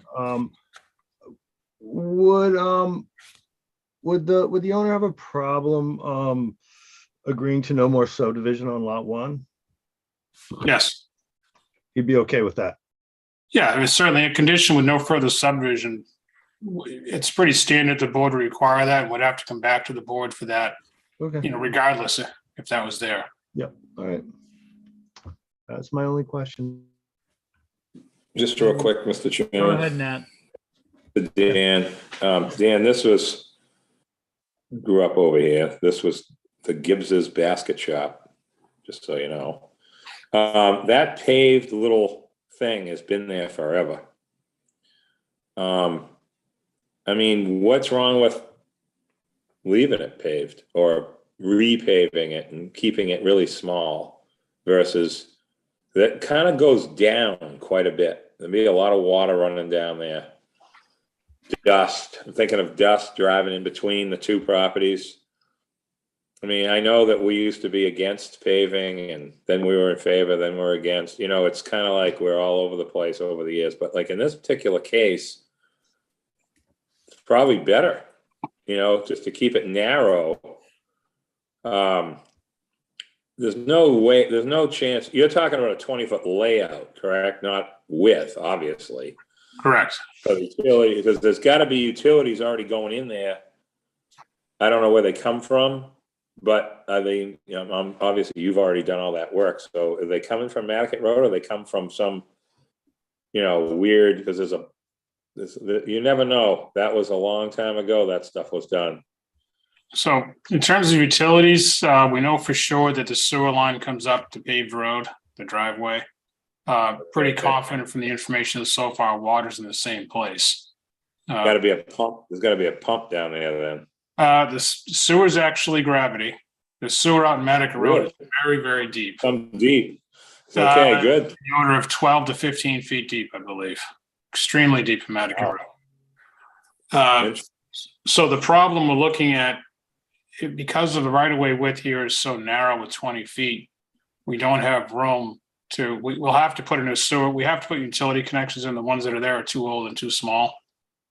In order to put those in, we're going to really end up ruining the paved driveway that's there. So we'll either have to remove the pavement entirely and gravel it, or we could certainly take a look at doing pavement. We're leaning more towards the gravel just from a stormwater standpoint. It's easier to deal with. But we certainly could, and we could take a look at pavement. I'm thinking, my mindset is just saying, because it's all pavement. It goes all the way down to that house. They have a paved, it's like when pavement was free, I guess, it was just the way they did it. But I'm just thinking about at least between the two properties, that's going to be like noisy and dusty, in that one spot. That's all I'm thinking about, Could we, I'm sorry, Nat, sorry to That's interrupt. the only Can we thing. pull up the map, Meg or Dan, that you had? Just to see the proximity of the other neighbors. Let me, if I can do a screen share, Meg, I think would be even easier. On the town GIS, you can use Google Earth Street View. Sure. And that coincidentally has a fantastic picture for us to look at. Yeah, there it is. Can you see that? Yes. Mm-hmm. Okay, so right in the middle here, you have our existing asphalt driveway. So you've got a hedge on both sides. So, I mean, it's certainly, we hadn't considered doing any type of solid surface, but we certainly can take a look at that. Well, here's my only thought or concern, Dan. Nat brings up a good point, because the proximity of the two houses on either side, it reminds me of a decision that we had done over on Cliff Road. I think it was 152 Cliff Road, with a driveway that we had to access on the right side, and there was so much dust and noise kicking up, and they were going to put some kind of surface that was going to be either gravel or shell, and we didn't want the noise from the abutting neighbor to hear that. And I'm just wondering, even if a portion of that going back to the end of the hedges, where it would be mostly you're going to be ripping it up, and it's just a question of what we put back down. But for the noise traveling over that with shell or stone, could, every time somebody comes in and out with two properties back there, could be significant. And I'm curious to see what my other board members say about that. But I think Nat's point was to repave that. And normally I wouldn't necessarily love to pave Paradise, but I think that might be a good suggestion. So the only thing I would ask, if we do end up going in that direction, I'd lean more towards a condition requiring it to be solid surface, whether it's pavement, brick, or, whatever solid surfacing wants to be. Yep. Okay. Yep. Any comments from the board before we open it up to the public? I see Joe, your hand. Yeah, so at Hatches, that parking lot, believe it or not, is asphalt, but it allows water to wick through it. Yep. So, and Nat was worried about water running down that paved street. That would be something that may help, allow a lot of that surface runoff to be brought right into the ground and not worry about flooding down the end of the street. So that may be something you may want to look into, and it helps us with the noise as well. Or have a grass strip between the the middle of that. That may soften that view from the street, but I mean, it's pre-existing asphalt. So, but yeah, I think if we want to have a little curb appeal, that's what I would go for. All right, anyone else from the board? I'm going to stop sharing. Everybody's good with this. Okay, thanks, Dan. Seeing nobody else on the board, I'll open up to the public. Meg, please let us know if somebody's raising their hand. Yep, so we have 4 people so far. We have Arthur Reed, followed by Patrick McAvoy, Kimball Sutton, and then Gregory Brown. Okay, why don't we start with Arthur?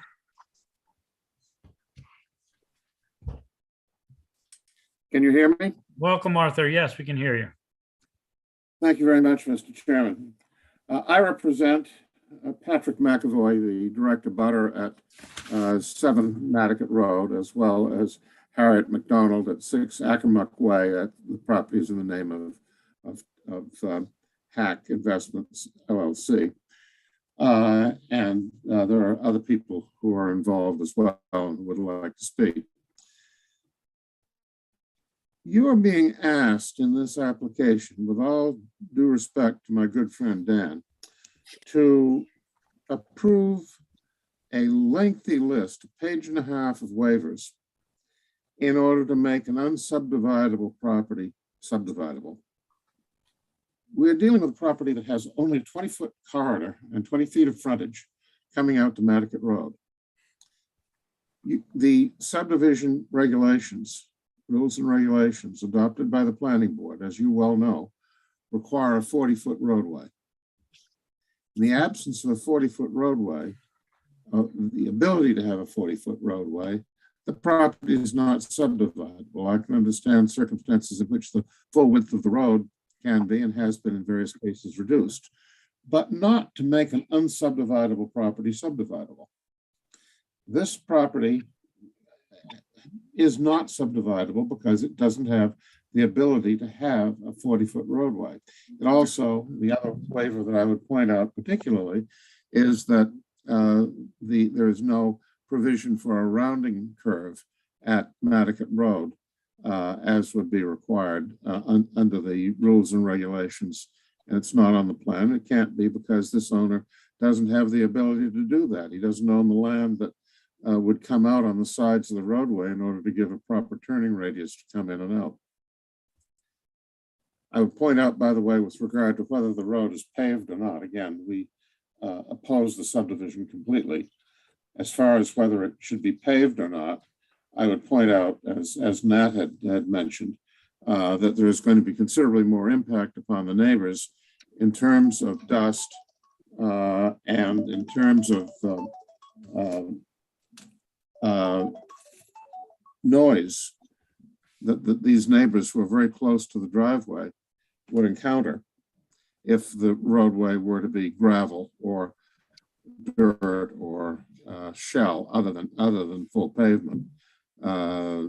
This is a tight neighborhood, and we have a situation where we have with the driveway coming up, the roadway coming up between these two lots, it'll have a severe impact upon both properties. A very good reason why no one should be allowed to subdivide their property unless they have a 40-foot amount of frontage, and even more than that, the ability to have a rounding curve in order to subdivide their property. Once again, this is not a matter of giving waivers to improve the layout of a subdivision.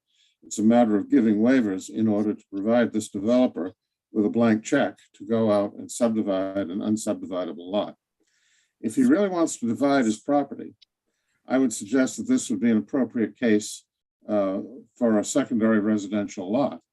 That if we're doing this as a full market rate subdivision that enables selling the property without regard to who's going to be able to occupy it at a time when there's a severe need for affordable housing in this community, that we're turning a blind eye to that need if we take a case where that could be done and the property isn't subdividable, and don't take the opportunity to get a benefit for the community in terms of the ability to do the covenant lot rather than having two market rate lots.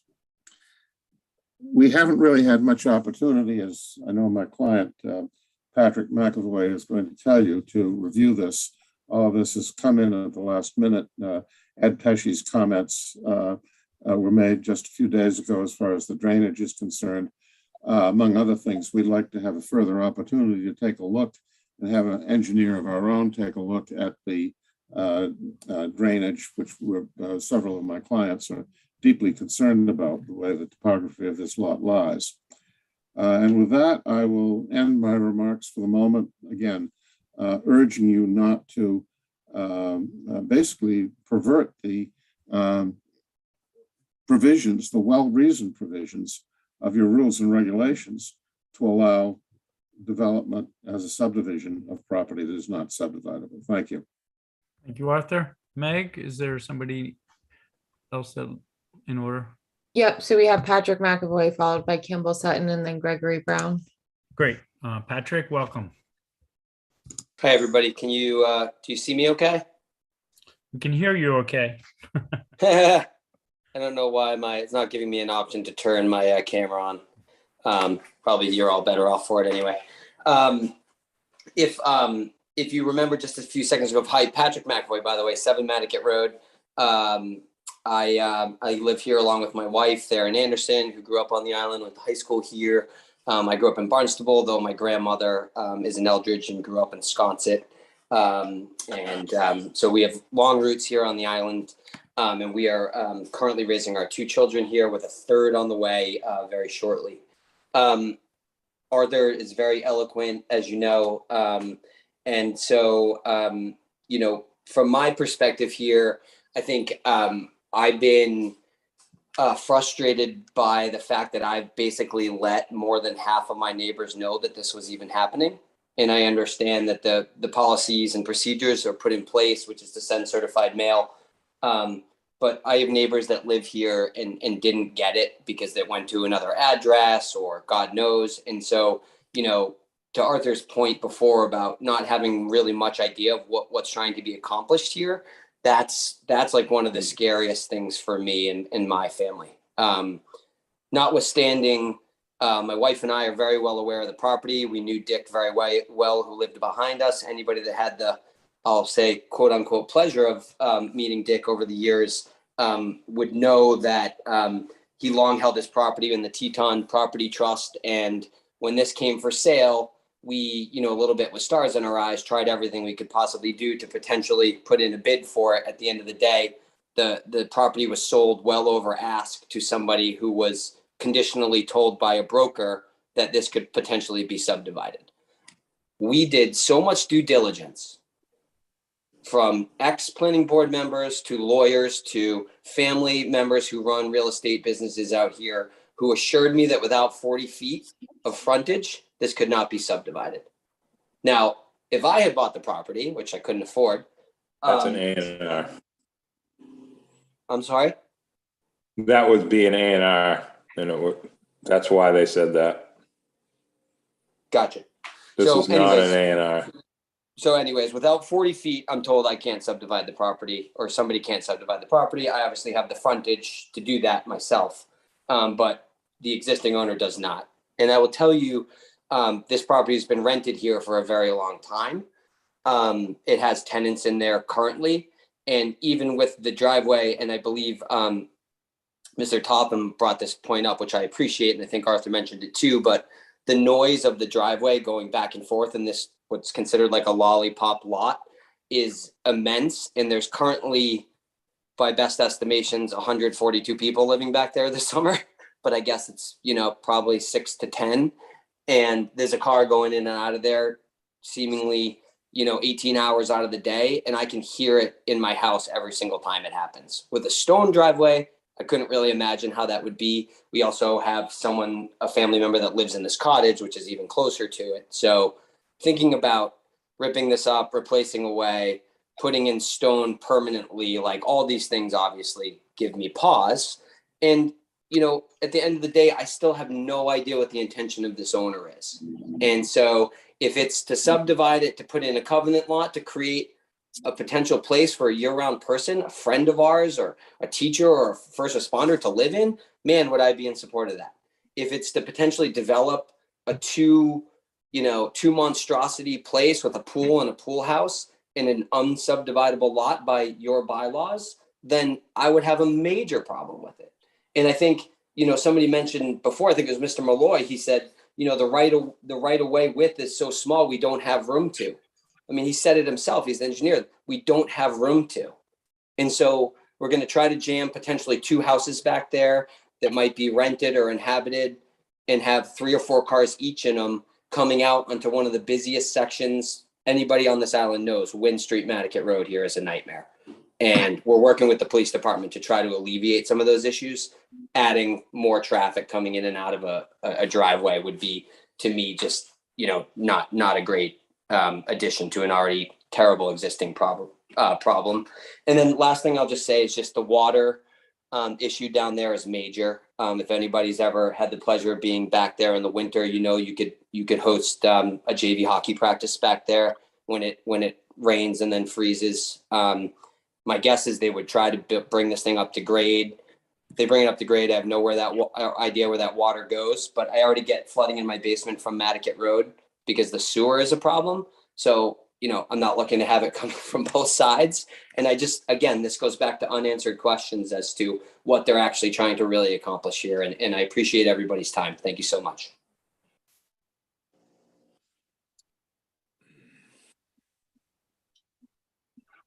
John, you're muted. Oh, sorry, Nat. Thank you. I thank you, Patrick. If Campbell is there, Meg, I'd welcome Campbell Sutton.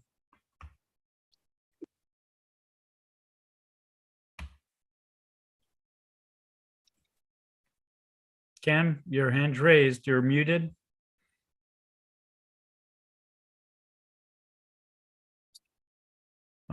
Let's come back to Cam. There was someone else you had after Cam, Meg? Gregory Brown. Okay, if Gregory's there, welcome, Gregory. Hi, thank you very much. I'm Greg Brown. My wife, Donna, and I live on the other side of the driveway from Patrick. We are at number 13, Maticat. And I think both Arthur and Patrick have spoken quite eloquently about some of the concerns that at least the 3 of us share. I want to focus on 2 major things. One is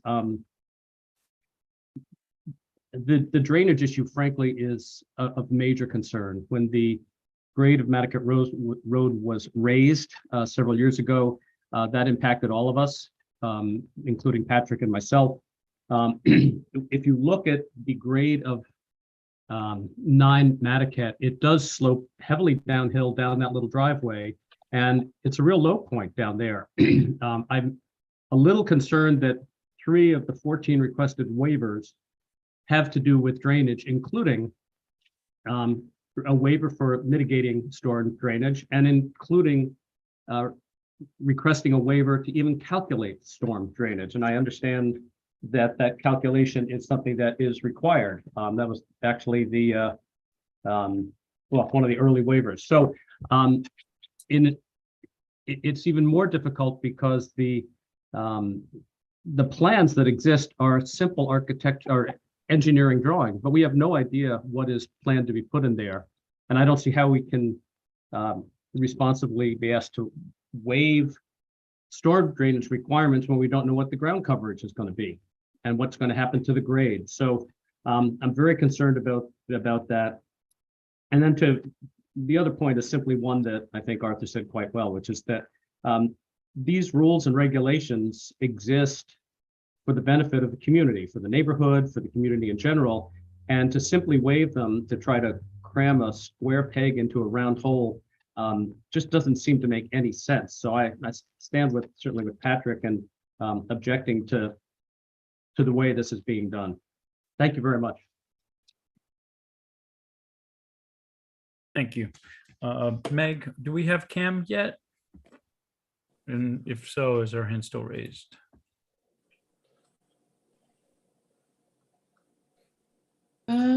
I think we may have lost her. I don't see her. Oh, here she is. Hold on, let's try again. Campbell, you there? I am. Thank you so Cam. much for your Welcome. patience Nice with to have you that. back. Yeah, the little Zoom thing. Anyway, I had wanted to speak on this property. Obviously, because I think there's a lot of safety issues with increased traffic on that road. But as people have been talking, and I was able to look up, I believe in R1, which this is, you need 50 foot of frontage. And I'm not seeing that except for in the 1/2 horseshoe that they show on the plan. So let me just get to my thought. My original thought was, if this were to happen, I would really hope that the planning board would be willing to restrict dwelling units on this division. To the fellow's point earlier, you get too many people back there and too many cars, and then it becomes a road in and of itself where it's, exiting onto close to an already very busy intersection. But the access, and the other wonder I had at the time was whether the fire department had taken a look at this for safety purposes as far as accessing the two properties, because obviously this is like a landlocked property with its only access being the 20-foot easement at the roadside. But if it turned out not to be dividable, I'd be fine with that too. So thank you for your time. Thank you, Cam. Anyone else from the general public, Meg? Yes, we have Emily Molden. Okay. Hi, Emily. Welcome. Thank you, Mr. Chairman. Emily Molden here for the Nantucket Land Council. I just wanted to echo some of the concerns that Mr. Reed and some of the others had raised around the waivers, particularly for the roadway layout that enables this lot to be subdivided without being repetitive. I think they laid out many of the concerns. I certainly would be supportive if the board does issue a permit for this of some of the additional restrictions that Ms. Sutton just spoke of. But I do think that it's also important to consider the ability of covenant lots to be used in this area or not as an alternative. Thank you. Thank you. Okay, I have this. Are we eating indoors or out? All right, Cam. Board members, any other discussion comments? It's a lot. Where do you start with this? Okay. I guess you're starting that. There's a lot to unpack here. First of all, these neighbors, with all due respect, you're new in this neighborhood. And what on the other side of this is Accomuck, which my father built in 1977. And since in the last 15 years, everybody's used that road as frontage. The sewer he put in, the Crowleys subdivided that 10,000 square foot lot Hazel Brady had, made 2 5s, 2 houses, 2 pools, bada bing, have a good day. This is a totally different type situation, but the same issue in the sense you've got 20,000 square feet of land in R1. There's nothing in our regulations that says we can't do small layout roads, which we've been doing, or maybe 3. You could certainly have a primary, secondary, tertiary in here. Can you have tertiaries in R1, Megan? Because I don't believe you can have a covenant in R1. Am I correct on that? Yeah, you absolutely cannot do a covenant lot in R1. No tertiaries. I do know that, but I'm looking up I don't believe you can do tertiaries, but I'm looking it up to. So you have 30, is it 30% or 35 in R1? No tertiaries. So Megan, sorry to cross over our conversation. I just like to, when people talk about stuff like this, I can't help myself, but we need to go back to square one and start sort of a fair discussion. Okay. So what's the ground cover R1? 30% or 35? 30%. Okay. Sorry. So 30% of 20,000 square feet, give or take. You don't want to know what could get built on that. That's a lot. Okay. Approving this with a lot of conditions is better than leaving it alone, in my opinion, what could happen. So that, and the properties have been in the same spot since Letha Macy's horses were running around in that backyard. So, it's the same, that driveway's been like that since I was 2, maybe 3. So maybe before that. So,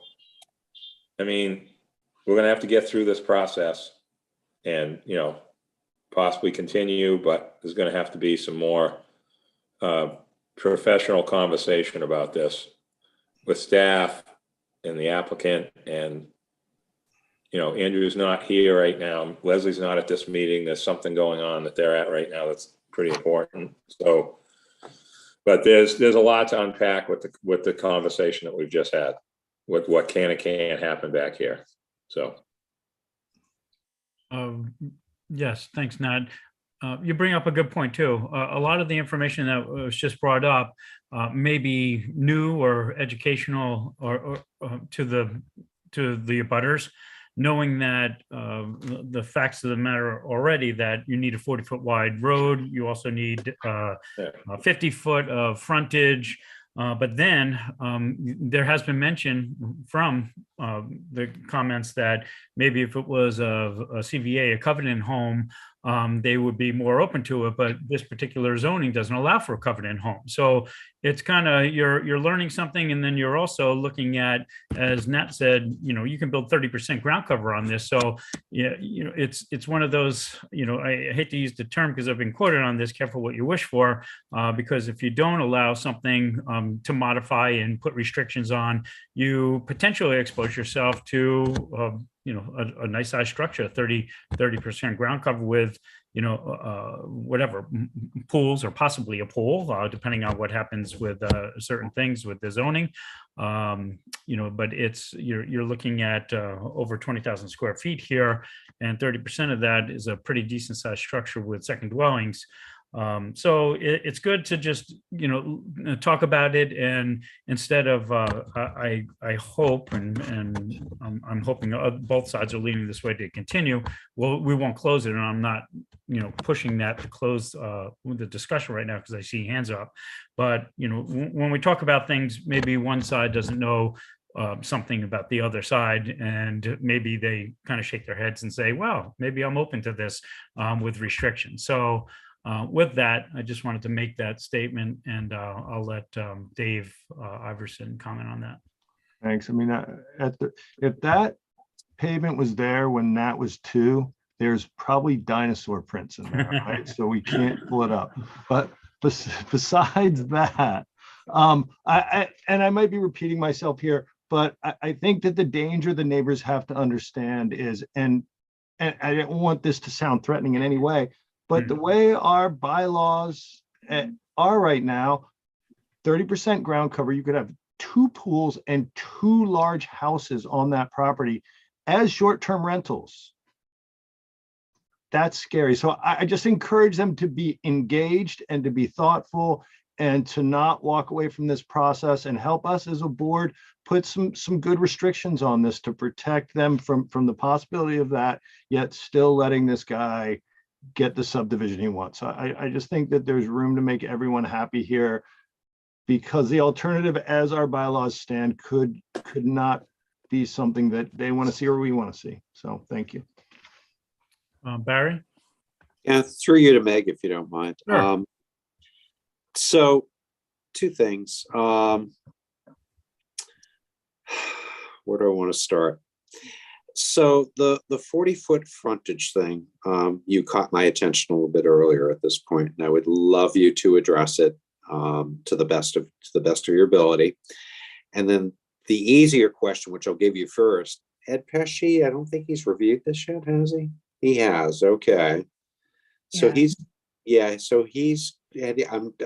sorry. I don't have things quite as accessible as I'd like to be. And he was generally okay with the drainage and stuff like that, or did he have additional comments in terms of the waivers?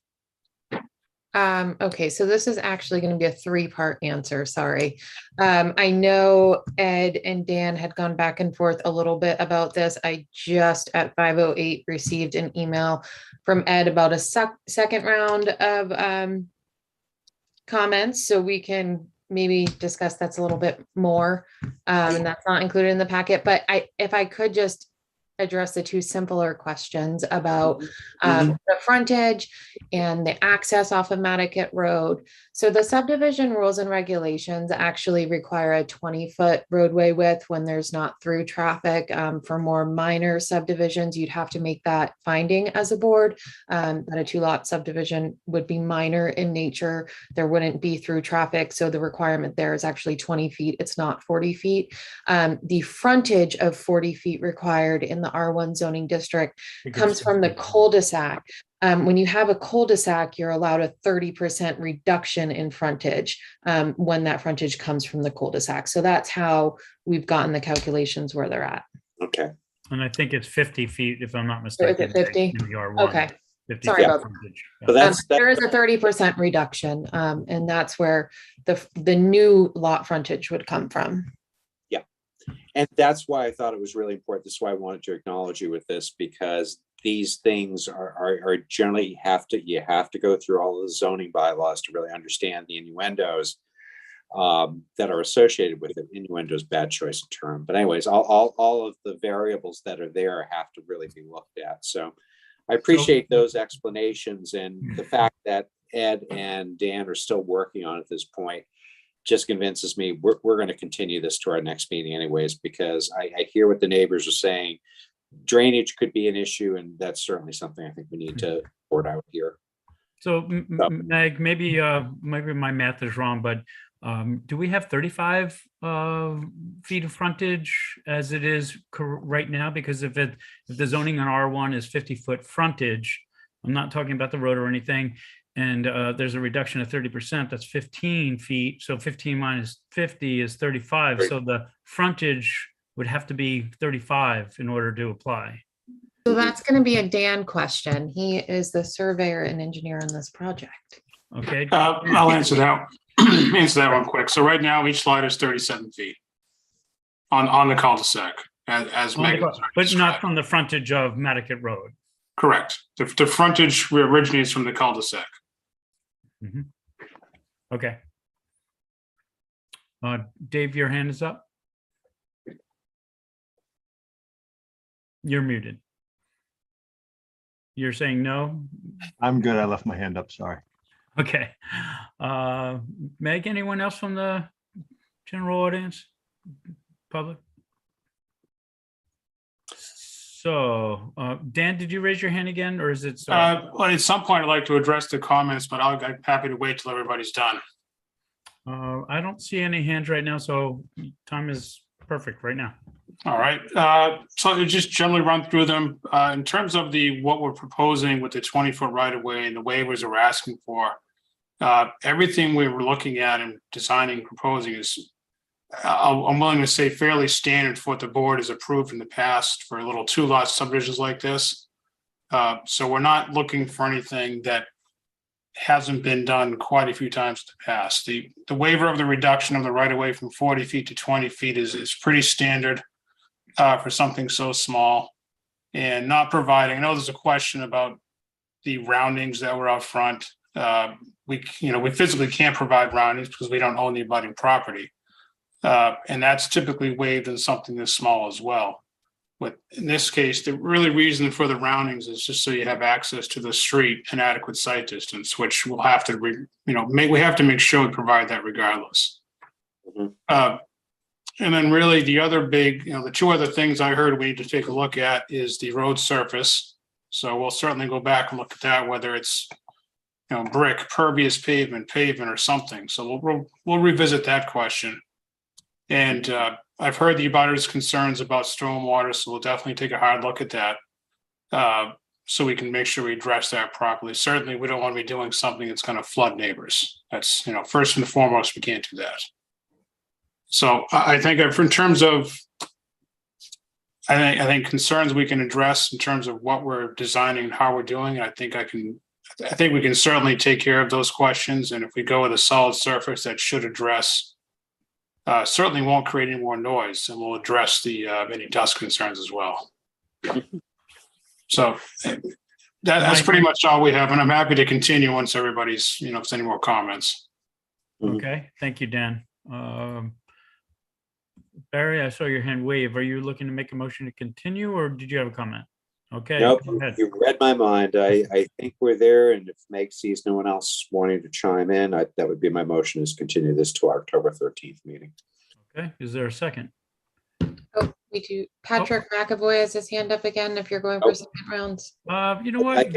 Let's while we're here, maybe that will be something that Dan needs to take into consideration. So yes, let me retract. I'd like to thank you, Barry, if you recall that motion, and we'll hear from Patrick.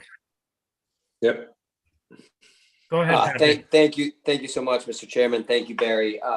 Yeah, exactly. I guess my point was just, if we're going to push this another month, I just wonder, one, how much can be accomplished in a month, if that's really a reasonable, do we need to come back and talk about this again in 1 month if maybe they can't do, this is a Dan question, obviously.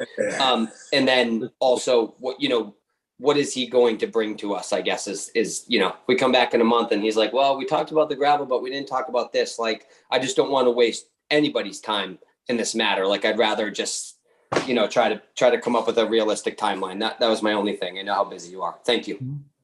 Thank you, Patrick. And I would guess Dan doesn't want to prolong this any longer than anybody else, and through either Arthur or notification or getting in touch with the building department, speaking with Meg, any kind of concessions or changes that Dan would be making would be available fairly, close, instead of quickly, rather, instead of waiting till last minute for the planning board to have its meeting in October 13th. So I think you would have a good amount of information in the next coming week or so. So hopefully it would be something that you'd consider. Any new information will be posted in the packet for review for the general public with all of the other information for the October 13th meeting. That said, as a member of the public, you can certainly reach out to me whenever. I'm super responsive to emails if we've gotten anything, but just otherwise you'd expect to view anything a few days in advance of that meeting. So with that, a reasonable question to Dan would be, Dan, when would you anticipate having information or changes that you'd like to add and made available to the town so that it could make it available to the public? I would expect we'll probably looking at some type of revisions in a couple of weeks. We'll certainly reach out through Arthur if I get anybody else's contact information, and I'll be in touch with Arthur Reed and the abutters as it can be and share what we have to see if we can at least make sure they're up to speed before the next meeting. Appreciate it. Thank you very much. Okay, Barry, I don't see any other hands, so I'm going to bring it back to you. Yeah, so just to preface real quickly, Dan is a very experienced engineer, and believe me, if he needed more time when I started this, would have sung out and said too soon. So I have full confidence in being able to set the next meeting of this and continuing it to October 13th. I would certainly, just as a side note, encourage the public to reach out to both Megan and Mr. Malloy on this as well before that date if they need questions answered. Okay, Nat, Can I just add to what Barry's saying, John? Sure. Mr. Chairman, can I just add something? And this is for Patrick, for his understanding. I just don't want him to think, I want him to understand that we have this 1 month. That's just how we do it. It could get continued by the applicant till November.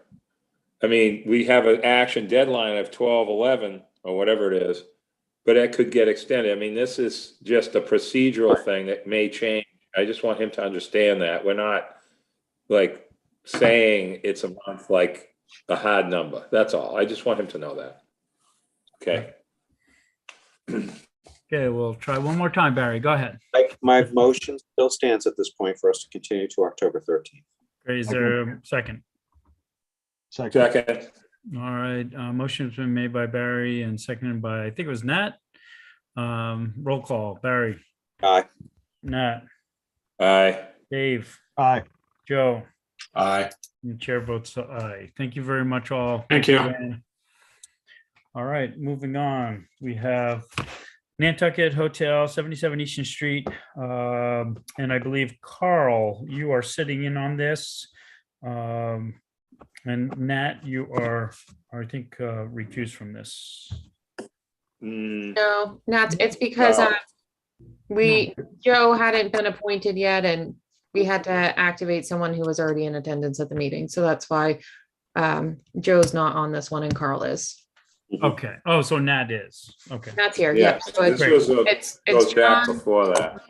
Okay. My apologies, Nat. I didn't mean to kick you to the curb so early. Oh, it's all good. All right. All right. So Meg, do you want to start us off with this?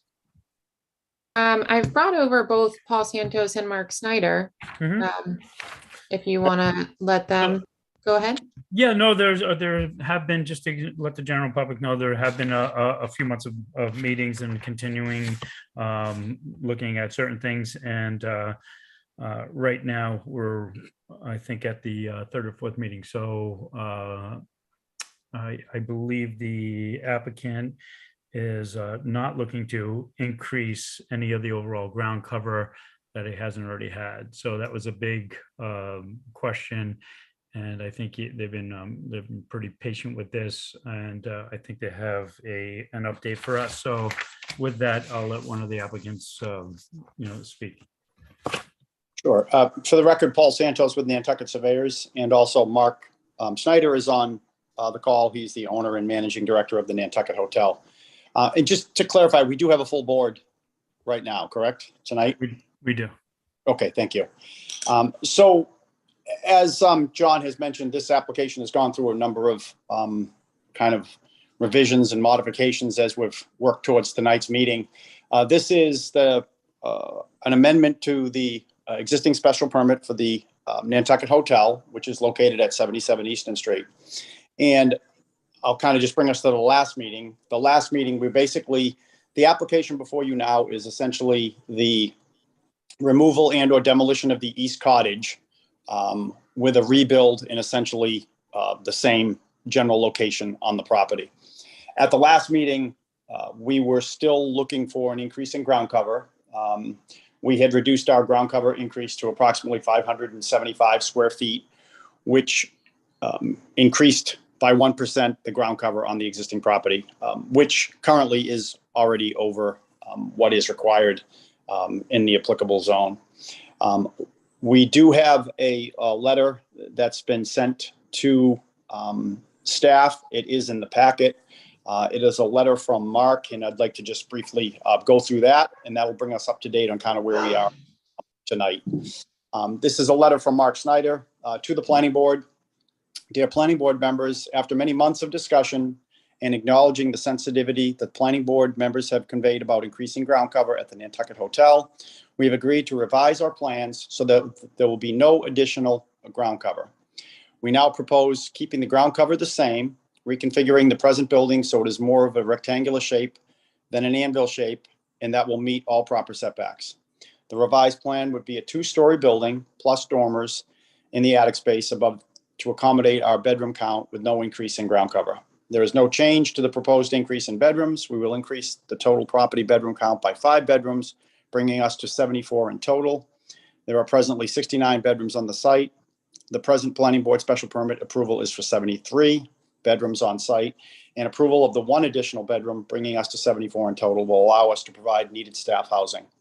We appreciate all the thoughtful discussion over the past 3 months and hope that these changes meet with the approval of the planning board at its September 12th hearing. Thank you for your consideration. Mark Snyder, owner and managing director of the Nantucket Hotel. So to briefly recap, we are asking to amend the existing special permit by either demolishing or removing the east cottage, constructing in its place a building of equal ground cover. That currently is a 1-story building. It would increase in elevation. The building would need approval from the HDC. It would need approval from the Conservation Commission. And also, because of the location of the flood zone, the building would have to be built in to the current FEMA regulations with regard to construction in a flood zone. So that's essentially where we're at. Mark is here. I think his letter kind of speaks for itself. To be quite honest, I think we had 2 members that were still uncomfortable with the application for any increase in the ground cover, as they felt it was setting a precedent. And I think where we're at now, I think is something that we hope the board can see their way to approving. And I'll let Mark, if Mark has anything to add, I'll let Mark kind of go from there. Thank you, Paul. Paul, you're so eloquent. I don't really have anything I could possibly add. So thank you. I'm here for questions. Thank you, Mark. Board members?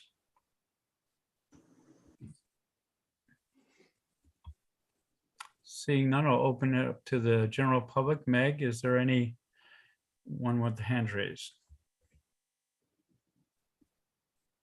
No, I'm not seeing anyone. Okay, I'll entertain a motion to close the public hearing. So moved. Second. Motion's been made by Dave, seconded by Barry. Roll call, Dave. Aye. Barry? Aye. Nat? Aye. Carl? Aye. And the chair votes aye. Okay, now on to the merits. Dave? Yeah, I just want to thank Mark for kind of understanding where the board was coming from and finding a solution. I know he's not completely happy with it, but I just want to let him know that I, for one, appreciate the work he did. Thank you. I'll echo those sentiments. Thank you very much, Dave. All right, is there a motion?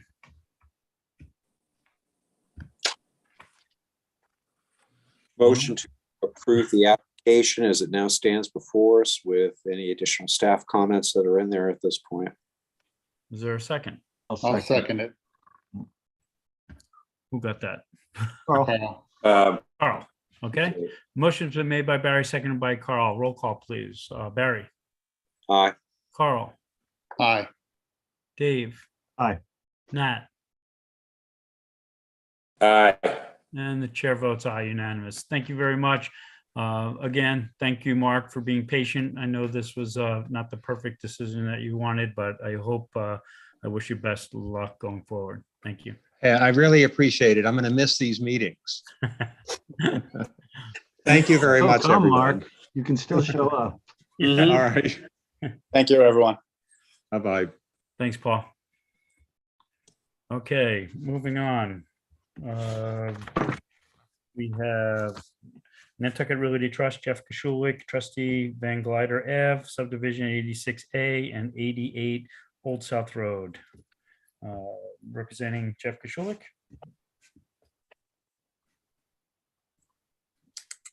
Bringing over Peter Ogren. There's a typo in both the staff report and the agenda. It's actually Van Gilder. Mhm. Oh, Little okay. transposition of Yeah. letters there. Sorry about that. Van Gilder, thank you. Okay, Peter, if you're there, welcome. I'm not sure if it's Peter or John Brusher who's gonna present. I'm not seeing Jeff or Danny in attendance. I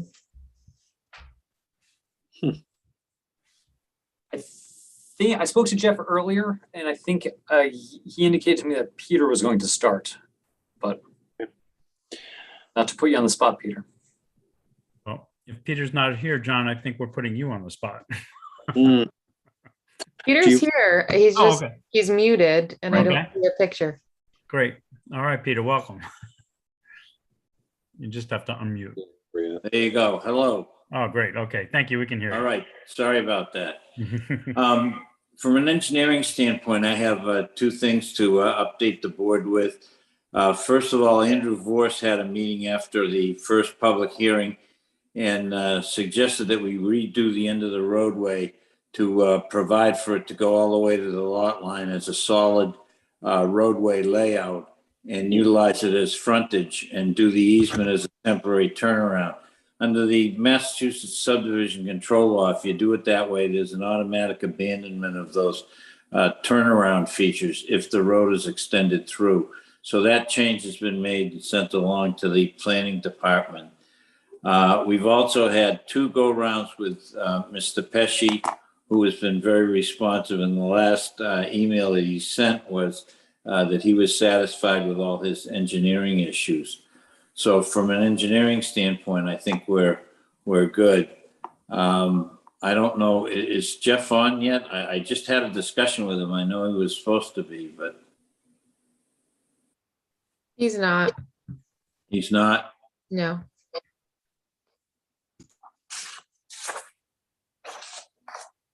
Well, there were some other items that he wanted to have some discussion on. Can you put the plan up? Yeah, just bear with me just a moment to get the right packet item up.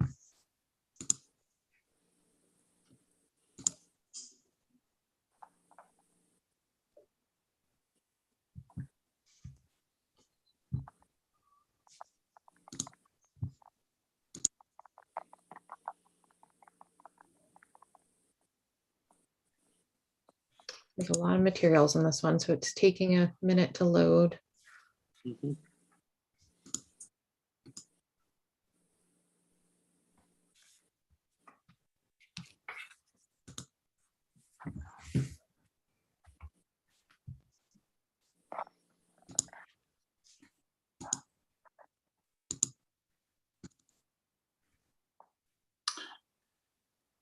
This plan shows the latest configuration that I just described, having the temporary easements for the continuation of the roadway.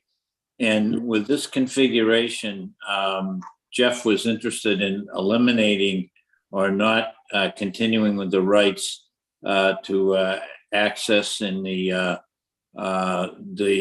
stub easement that's indicated on this plan. It's document number 817. I think it's 68. Could be 69. I can't quite read it. And I think there was some sentiment on the board that maybe that should be kept. Our feeling from an engineering standpoint and just feeling from a developer standpoint is that it unduly encumbers lot 5, which is a lot that, can have a good use on it. In fact, he's got somebody looking at lot 5 for that use. The other comment that he wanted to make was that we talked a little bit about landscape at the first public hearing, and I asked if the board would consider leaving all landscape considerations to the major project part of it, because in the case of these lots, some of them may be confined And I think the time to look at landscape is when we actually have a user for the lots themselves. I also offered that I think that Jeff over the years has been pretty high up on the list as far as people that landscape things pretty well on Nantucket.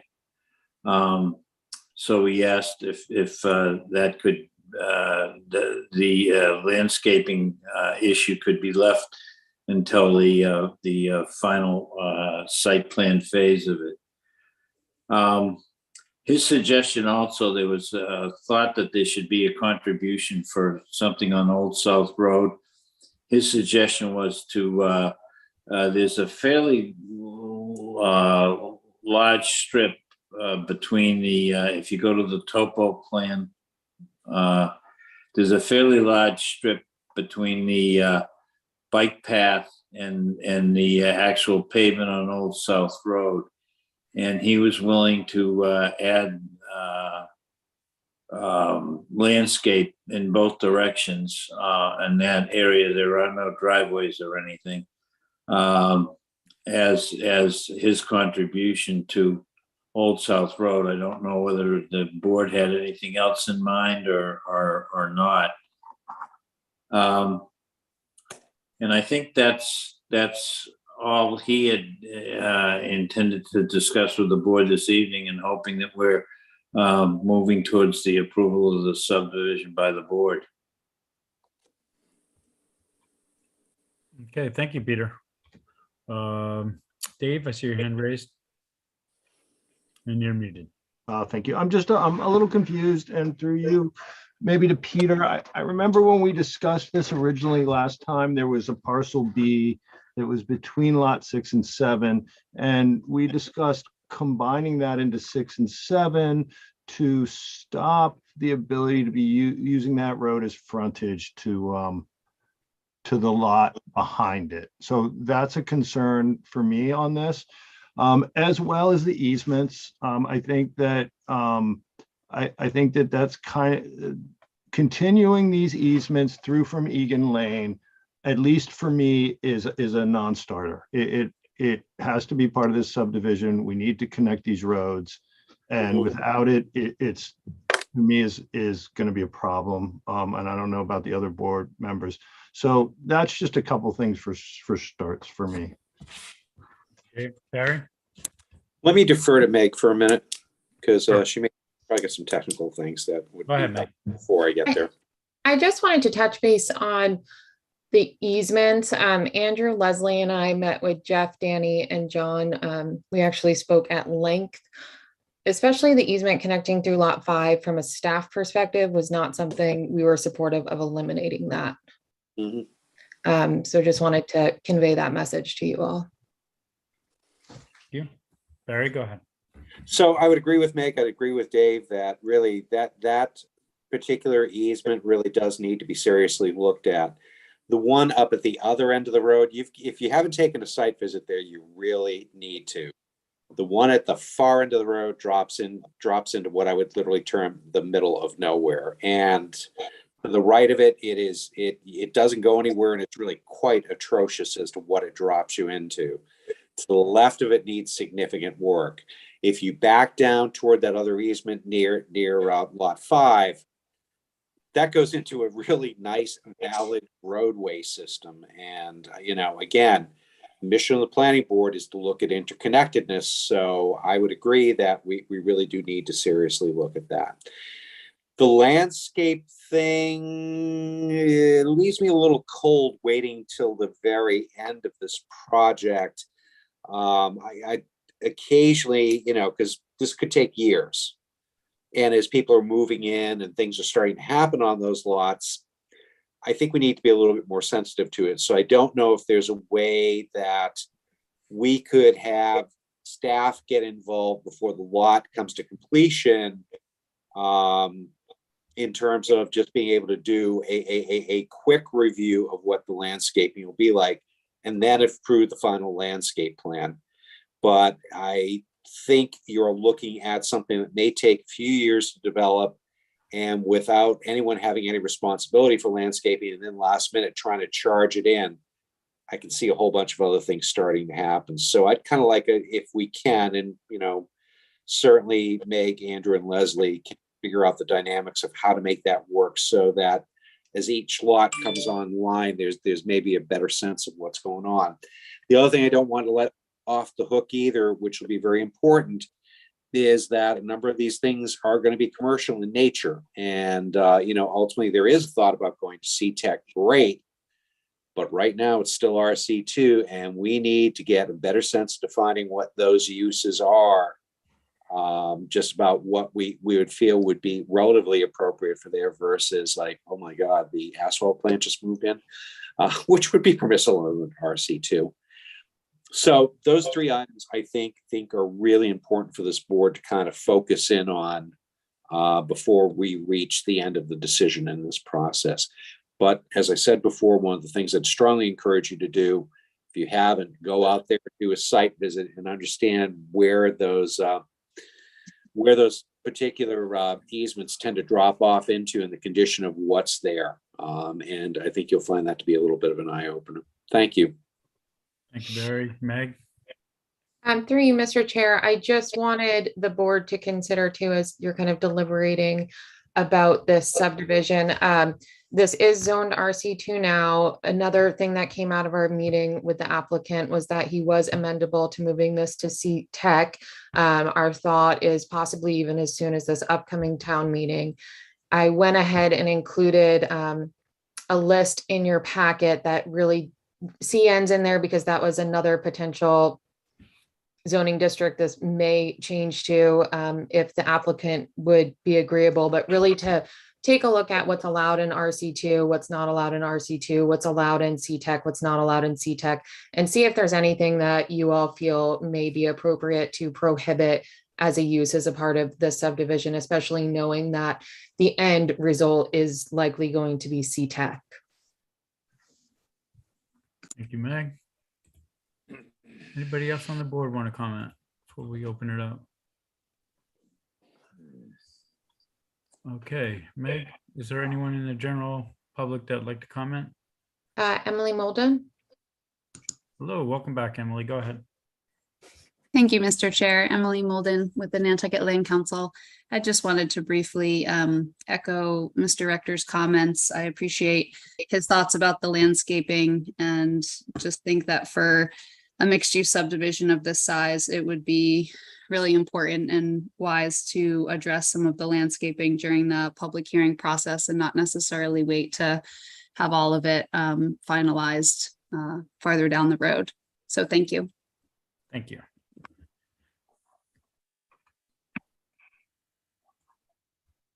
We have a Carol Elliott. Okay, welcome, Carol.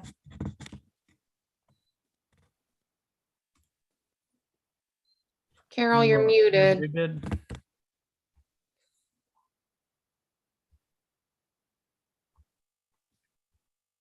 I don't know. Carol, you're muted. You have the floor if you'd like. She's logged in here twice, so I'm not sure if she might be having some tech issues.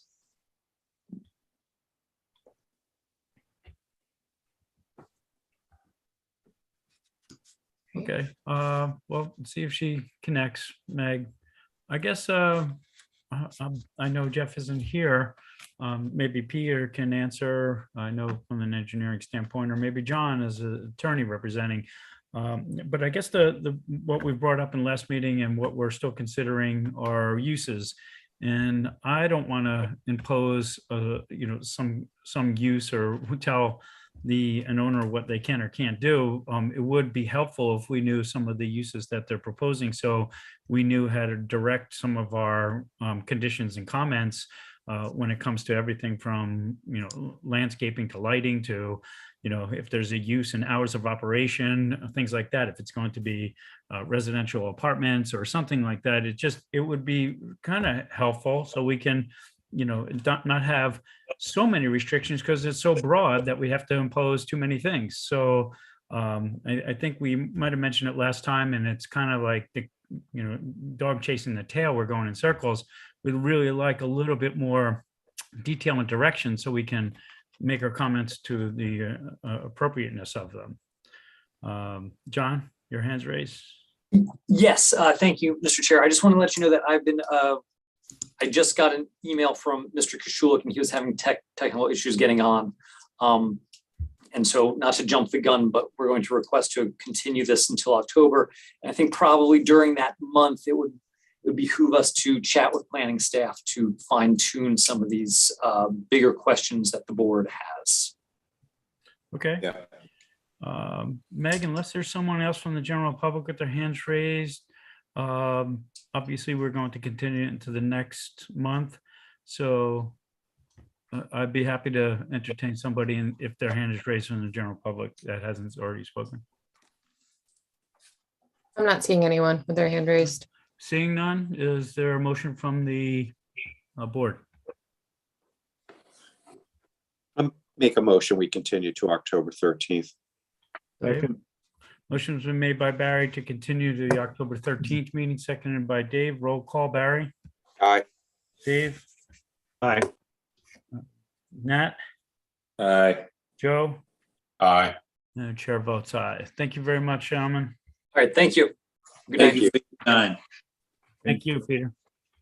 All right, moving on. We have One Airport Road LLC, One Airport Road.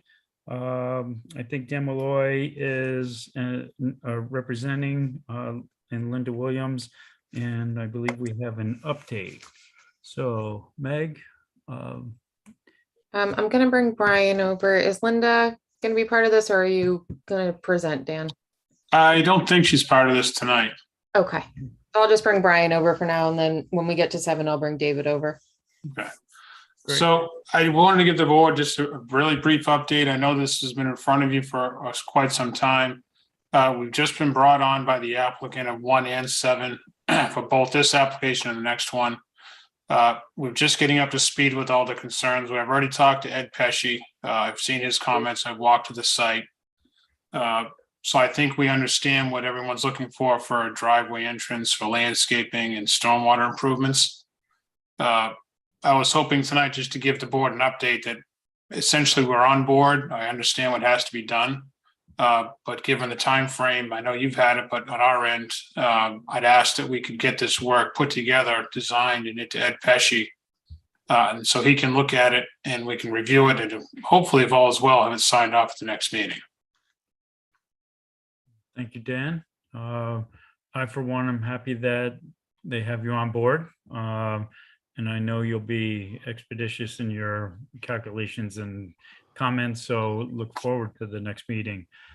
Board members, any questions, comments to Dan for this application? Glad Dan's here. Yeah. Okay, so far, so good. Meg, anybody in the general public that would like to comment on this particular application? We have Campbell Sutton with their hand raised. Cam, go ahead. Hello again. Hi, Cam. Okay, so just quickly, I think in past discussions as well, it has come up, but I didn't see it in any of the information. The concern to cover the piles, right? The landscape materials, so that when the wind is blowing, which, you know, it's not always blowing a lot, but when it does, it could send dust, etc., into the neighboring properties. And I just wanted to make sure that that was going to be addressed. Another small thing that I had just regarding storage containers and things is that they really, we should, or yes, I do think that we should require them to be locked when not in use or in after hours. And I wasn't sure whether we ever actually heard back from the airport regarding lighting or anything like that. So I think that, oh, I know. The other thing was I noticed that Pesci had mentioned a 25-foot apron. So I wasn't quite sure whether he was saying it should be 25 feet wide or 25 feet long, but I know what was proposed was a 10-foot deep piece. And it just seems with the vehicles that will be coming, going, it should be much deeper than 10 feet in order to help Airport Road drainage, etc. So I think that's all I had. I have my granddaughter for dinner, so excuse me. Gotta go. All right, thank you, Cam. All right. Stephen Welch, I see your hand up. Thanks, Mr. Chair. Yeah, I appreciate the fact that Dan's on board and things will be moving forward. I made some comments in the past. I didn't get into it, but 115, 117, which are the adjacent lots. I'm curious if someone at the next meeting can address what will be happening there, because the use, the current uses certainly overflow well into those lots. And my concern is that given the timeline that's been involved with 1 and 7, that 115, 117 could kind of face a similar type of a process. And while I don't have a concern necessarily about an approved use, the idea of having it hanging out there is kind of a concern. Thank you. Thank you, Stephen. Anyone else from the board, or Meg from the public for that matter? Seeing none, I would entertain, oh, go ahead, Dave. No, Carl. Oh, Carl? Yeah. Going back, sorry, Carl, I did not see your hand, and I still don't see your hand, but I'll acknowledge you anyway. Thank you. I just took it off, Mr. Chair. Okay. It wasn't your fault. All right. I just had 2 comments. I really appreciate, I took a look at this yesterday on a drive, and I really appreciate the applicants planting certain evergreen trees that are going to grow fairly quickly and fairly tall to help address the issue of the lots being an eyesore.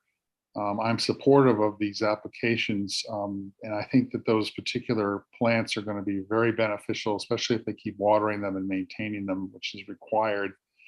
And I also, I would express some mild concern about stormwater, and I understand that Mr. Malloy and Mr. Pesci are working on this. Anybody who's been on this island for a while knows when there's a heavy rain, Airport Road turns into a river, and most of it ends up at the end of the Novadear Way loop in the lowland there, flooding. That being said, the surfaces are obviously dirt and sand.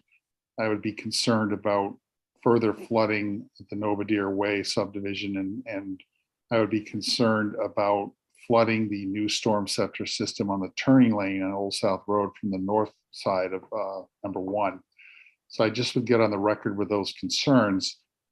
I don't think they're major, but I would like to see, I'd like to see possibly some catch basins at the base of the apron accessing both lots, or I'd like to, see some kind of plan to keep the storm scepter relatively clean on the turning lane and keep Airport Road from receiving even more runoff. And that's basically what Mr. Pesci is, I'm echoing him. Thank you. Thank you, Carl. One more time, Meg, anybody in the general public with a hand raised? Seeing none. Okay, I would entertain a motion to continue. I'll Make that motion, Mr. Chairman. All right, Nat, you made the motion. Is there a second? Second. I'll say. Yeah. Dave, second. So roll call, Nat? Aye. Dave? Aye. Barry? Aye. Joe?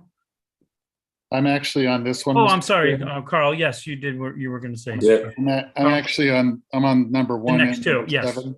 Correct. So, aye. Okay, and the chair votes aye. Sorry about that, Carl. I didn't know. No problem. All right, thank you very much. Now on to 7 Airport Road LLC, 7 Airport Road. I believe it's in representation, Dan Malloy. Again, I believe it's for pretty much a similar same update. Go ahead. Yeah, again, Dan Malloy for the applicant, the same exact request we just listened to. Obviously would like to, I've heard everyone's comments from this, just sitting here listening, and I want to let you know we're certainly hearing them. And would ask again if we go, the only thing I would add that just for everybody else's benefit, the two properties that are butt this to the west, that somebody did mention, those aren't owned by these applicants. Mhm. It's 115 and 117. I'm not sure who owns those, but whatever's happening over there has nothing to do with these two properties, so you know. Understood and noted. Thank you for that clarification, Dan. We are just treating, obviously, the two applications of number 1 and number 7 Airport Road. All right, board members, any new comments? I know this is a separate issue or a separate lot, but we still, I believe it's pretty much tied in with the same criteria and concerns. Okay, seeing none. Meg, with the general public, are there any hands raised or comments? Linda keeps raising her hand. She's part of this application. Well, I guess we'll have to acknowledge her. Linda, welcome. Go ahead. The only thing I wanted to add about those lots to the west that were brought up and that Dan just alluded to, that plan is supposedly coming in for the October meeting. It's coming from a different surveyor. It's coming from Art Gasparo. Okay. And he's been working with Hanlon. It hasn't come in yet, but he's been working with Hanlon to get it together. And I've been on him and so has Tommy. So I expect to see that shortly. No worries. We'll treat that as a separate application, not unrelated to this one. So I just didn't want anybody to think that it was us spilling over there as opposed to that spilling over us. Okay. Thank you, Linda. All right. Anyone else? If not, I would entertain a motion to continue.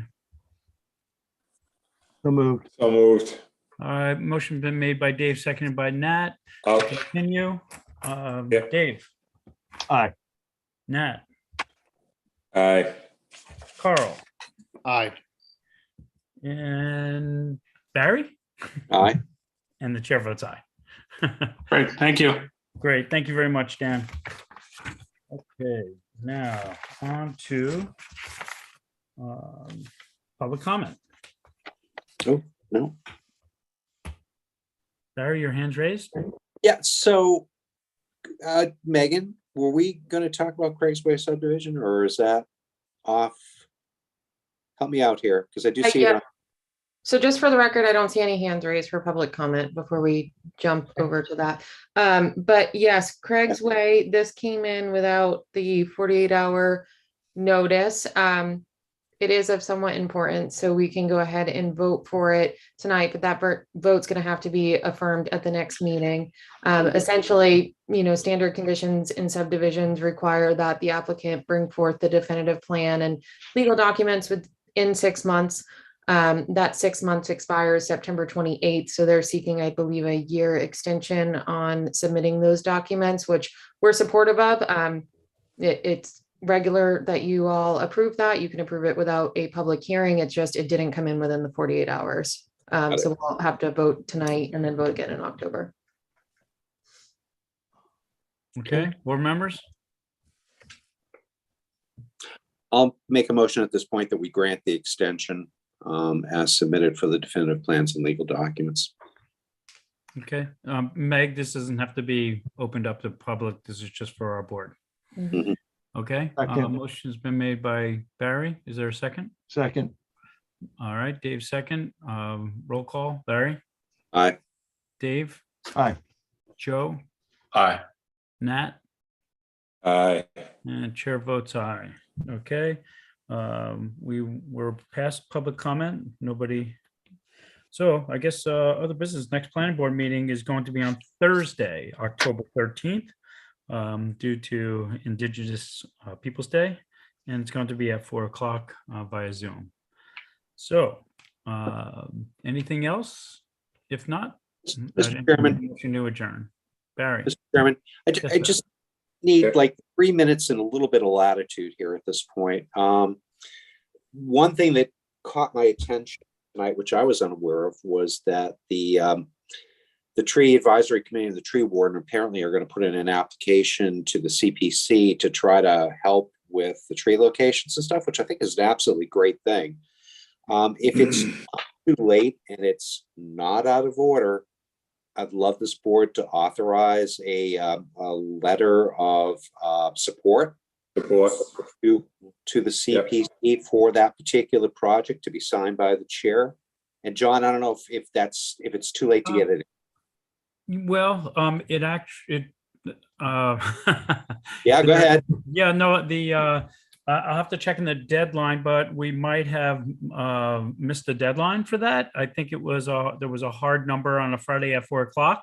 Usually, yeah. Yeah, so if that is the case, the deadline might have passed, but I will absolutely look into that. And you know, if it hadn't been a deadline, I can see your point, and that would be nice just from a standpoint to showing support. And I can think sometimes taking letters late before and stuff, although, you know, you may not, if there's a way to move ahead with it, I would just strongly suggest if we could do that. And okay, I'll leave that, you know, I don't know if we want to make it a formal vote saying that the deadline might have passed. If it hadn't, we can actually, I think staff can write a letter stating that. So if you want to do something, say something, make a motion that we're in support of any funding that the CPC would be able to contribute towards the you know, town trees, so be it. It's not a demand, it's just a letter of support. Correct. And that's, yeah, let's just do it as a motion, just so it's there. Okay. And I think, Meg, you understand the concept of where we're heading to. If we're way outside the guidelines, fine, but if we could squeeze it in somehow, I think that would be great. So that's my motion, and hopefully it'll get seconded. Is there a second? Second. Okay, motion been made by Barry, seconded by Nat. Roll call, Barry. Aye. Nat. Aye. Dave. Aye. Joe. Yeah, does this have to be on our agenda for us to be doing this, or is this kosher? Is my question. I get Barry asked for a little latitude. It's not necessarily something that's debatable. It's just a I'll give you my eye. show our regardless, support. but I'm just So yeah, I mean, maybe I'm wrong, but it's a letter of support through staff. So I gave a little latitude to say that anybody that's in support of it, you mention aye. If you're not, say nay. I'm 100% support of it. I just don't want to get us in a right. I think well- staff can maybe write a recap of the conversation that just transpired. Yeah. Okay. Can I just add one comment? Yes, Joe. So back in June, when the 10 York Street issue came up with the cutting of the tree, I sent an email to town council, or sorry, to town manager's office saying, why don't you see if Ken Bogrand and CPC could find some wiggle room for the open space? And along with that, you know, put all these trees on the GIS mapping. So the moment you click on someone, that all comes up with a tag number, stuff like that. So I'm hoping that, and I did get a response from Erica Mooney. I do hope that was put forward to Mr. Bogrand. And then I also shared that information with the tree committee. So I think they're trying to get that moving forward. I just don't know how far they've gotten, but yeah, I put in a request a while ago. So Well, Joe, as I said, maybe I'm wrong in my decision. I'm giving a latitude, but it's a motion for just to show we're in support of this. Yeah. So it's not really debate. It's not a public comment where we expect to have opposing views. We're just stating that the CPC, we are in support if there's any available funds for that, as you know. So I think you're up next for a vote. You would be an aye or an nay? Aye. Okay, and then the chair votes aye. So it is unanimous. And I would ask that Meg go through staff to put a letter together stating that and the conversation that we had. All right. With that, I would entertain a motion to adjourn. So moved. Second. Second. Motion's been made to adjourn by Barry, seconded by Dave. Barry? Aye. Dave? Aye. Joe? Aye.